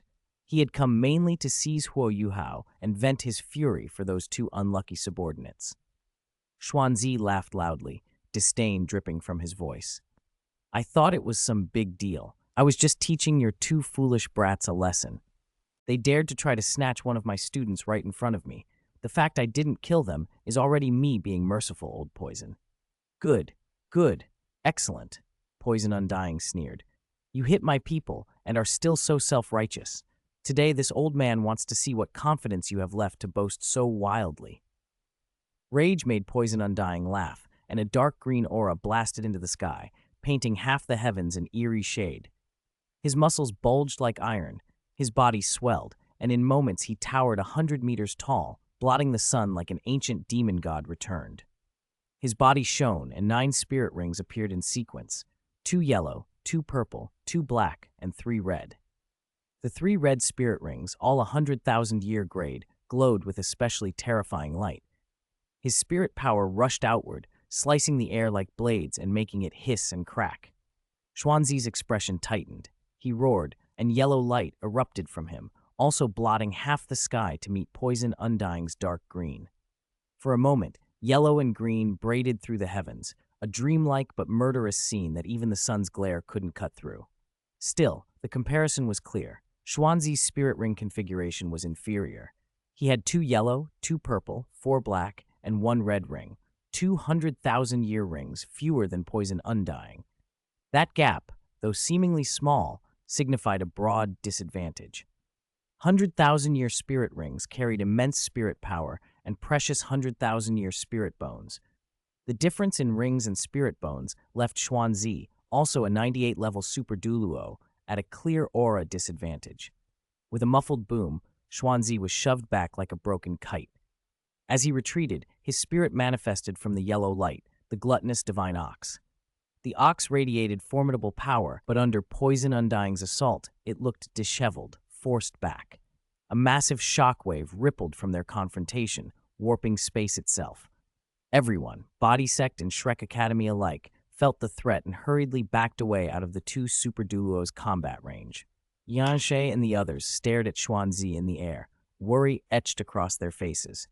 As formidable as they were, They could clearly sense Xuanzi was being suppressed. The situation was grave. Ha ha ha, Xuanzi. Just as the rumors said, your old wound never healed. It seems the Snow Moon Douluo was truly exceptional. Even now, her sword intent clings to you. Terrifying. Poison Undying crowed, his laughter rolling like a great bell across Shrek Academy and sparking everyone's curiosity. Although Xuanzi's display had faltered, his strength was unquestioned. Among all present, only Poison Undying could so steadily suppress him. Now that everyone learned Xuanzi had once been grievously wounded by the Snow Moon Douluo, and that her sword intent still lingered in his body, admiration for the Snow Moon Douluo's might deepened. In the inner courtyard of Sea God Island, Han Ruoro and Wu Ming watched the battle and exchanged complicated glances. They had witnessed the earlier event and knew how severely Xuanzi had been hurt by the Snow Moon Douluo. They had never expected those injuries to remain after so many years, or that the sword intent would still be embedded in him. The Snow Moon Douluo's strength was truly awe-inspiring. Poison Undying's merciless taunt made Xuanzi's face darken. Over time, the sword intent left by the Snow Moon Douluo had weakened, but it clung like a persistent worm, impossible to eradicate quickly. Coupled with the secondary wound Xuanzi had suffered when Huo Yuhao had been attacked, his injuries had never fully healed. Exposed like this in public, Xuanzi's anger flared. Yellow light gathered rapidly around him. The gluttonous divine ox let out a strange roar, condensing into a dazzling yellow streak as it charged Poison Undying once more, posture set for a fight to the death. Ha! Perfect timing! Poison Undying bellowed, eyes glittering with excitement. He hadn't fought seriously in years and was itching for blood. Xuanzi might be no match for him, but he made for an excellent target. Chapter 160, Mu En's Unease Poison. Undying swung a fist as massive as a small mountain, brimming with terrifying power, and smashed it toward the dozens of meters tall, gluttonous divine ox before him. The two behemoths collided like planets striking one another, erupting in earth-shattering force. Boom! A violent roar tore through the sky, as if the firmament itself had been rent. Winds and clouds twisted and shifted. Only streaks of yellow and green braided across the heavens, each color fiercely vying for dominance. Terrifying energy ripples radiated from the two combatants like surging tides, sweeping outward across a 100-mile radius. Had the many powerhouses of Shrek Academy not reacted in time, pouring their spirit power into protective barriers, who knew how many campus buildings would have crumbled, how much life and property would have been lost? The 100-meter-tall dark green giant strode across the void like a wrathful god, each step shredding the calm of space. He swung his fists, smashing them against the earthy yellow, gluttonous divine ox. Thunderous detonations rolled between heaven and earth. The shockwaves forced everyone to drop to the ground, seeking shelter. Neither the body sect nor the people of Shrek Academy wanted to intervene. There was still room for reconciliation. If a full-scale war broke out, things would escalate beyond control. Besides, Poison Undying, though the more dominant in their clash, had not unleashed even a single 100,000-year spirit ability. He seemed unwilling to take things to an irreversible extreme. Xuanzi, enraged and humiliated, still retained enough restraint to avoid devastating Shrek Academy below. Inside the Sea God Pavilion, Huo Yuhao, Wang Dong, and Xiao Xiao looked up at the sky. The battle's energy made their faces pale. The intensity was something else entirely. This was the duel of peak powerhouses. Even with multiple layers of spirit shields, the oppressive fluctuations above felt almost tangible. With their current strength, approaching the fight would mean certain annihilation from the after effects before they could do anything. Muen narrowed his eyes and watched the sky. He thought it might be valuable for the students to witness such a clash. A direct lesson about the true power within the Spirit Master world, an inspiration to spur their cultivation. So he wasn't eager to step in. Yet a faint, nagging premonition gnawed at him, without origin or reason. He couldn't shake it, no matter how he tried. In his estimation, dealing with Poison Undying wouldn't be difficult. Even with Poison Undying's half-crippled body, Muen could suppress him if provoked. What unsettled Muen wasn't the tangible threat, but that intangible intuition. Something major was about to happen today, and it would concern Shrek Academy and him. For now, he would wait and observe how things unfolded.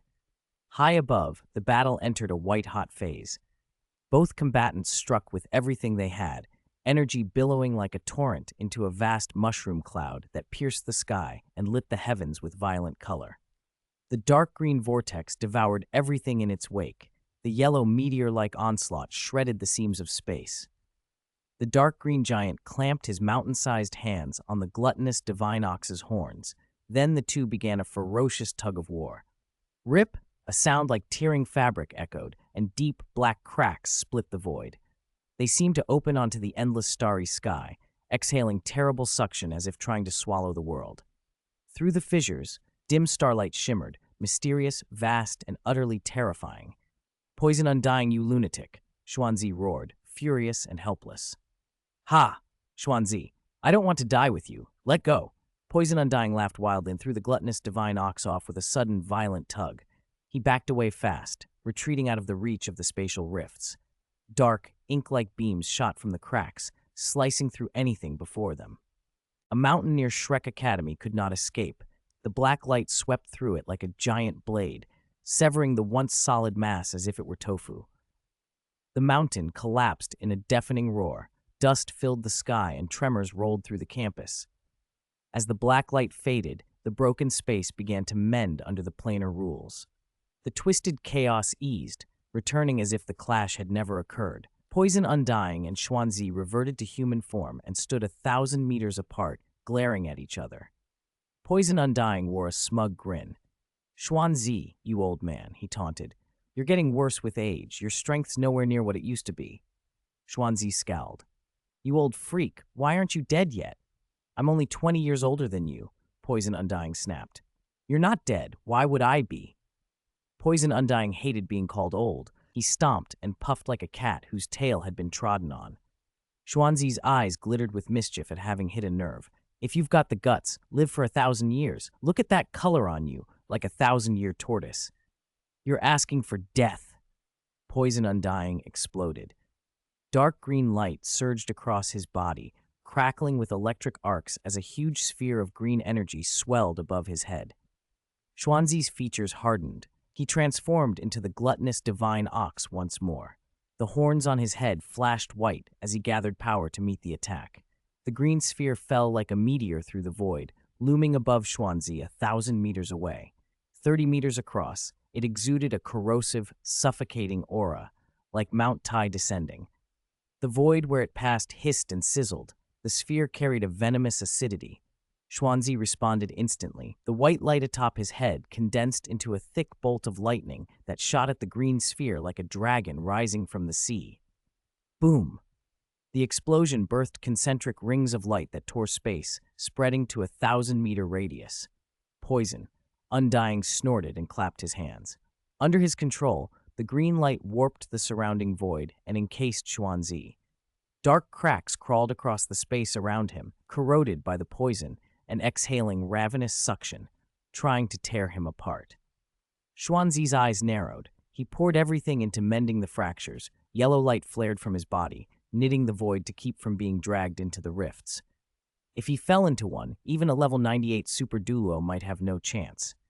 Seizing the moment, Poison Undying drew the dark green light back into himself and clapped again.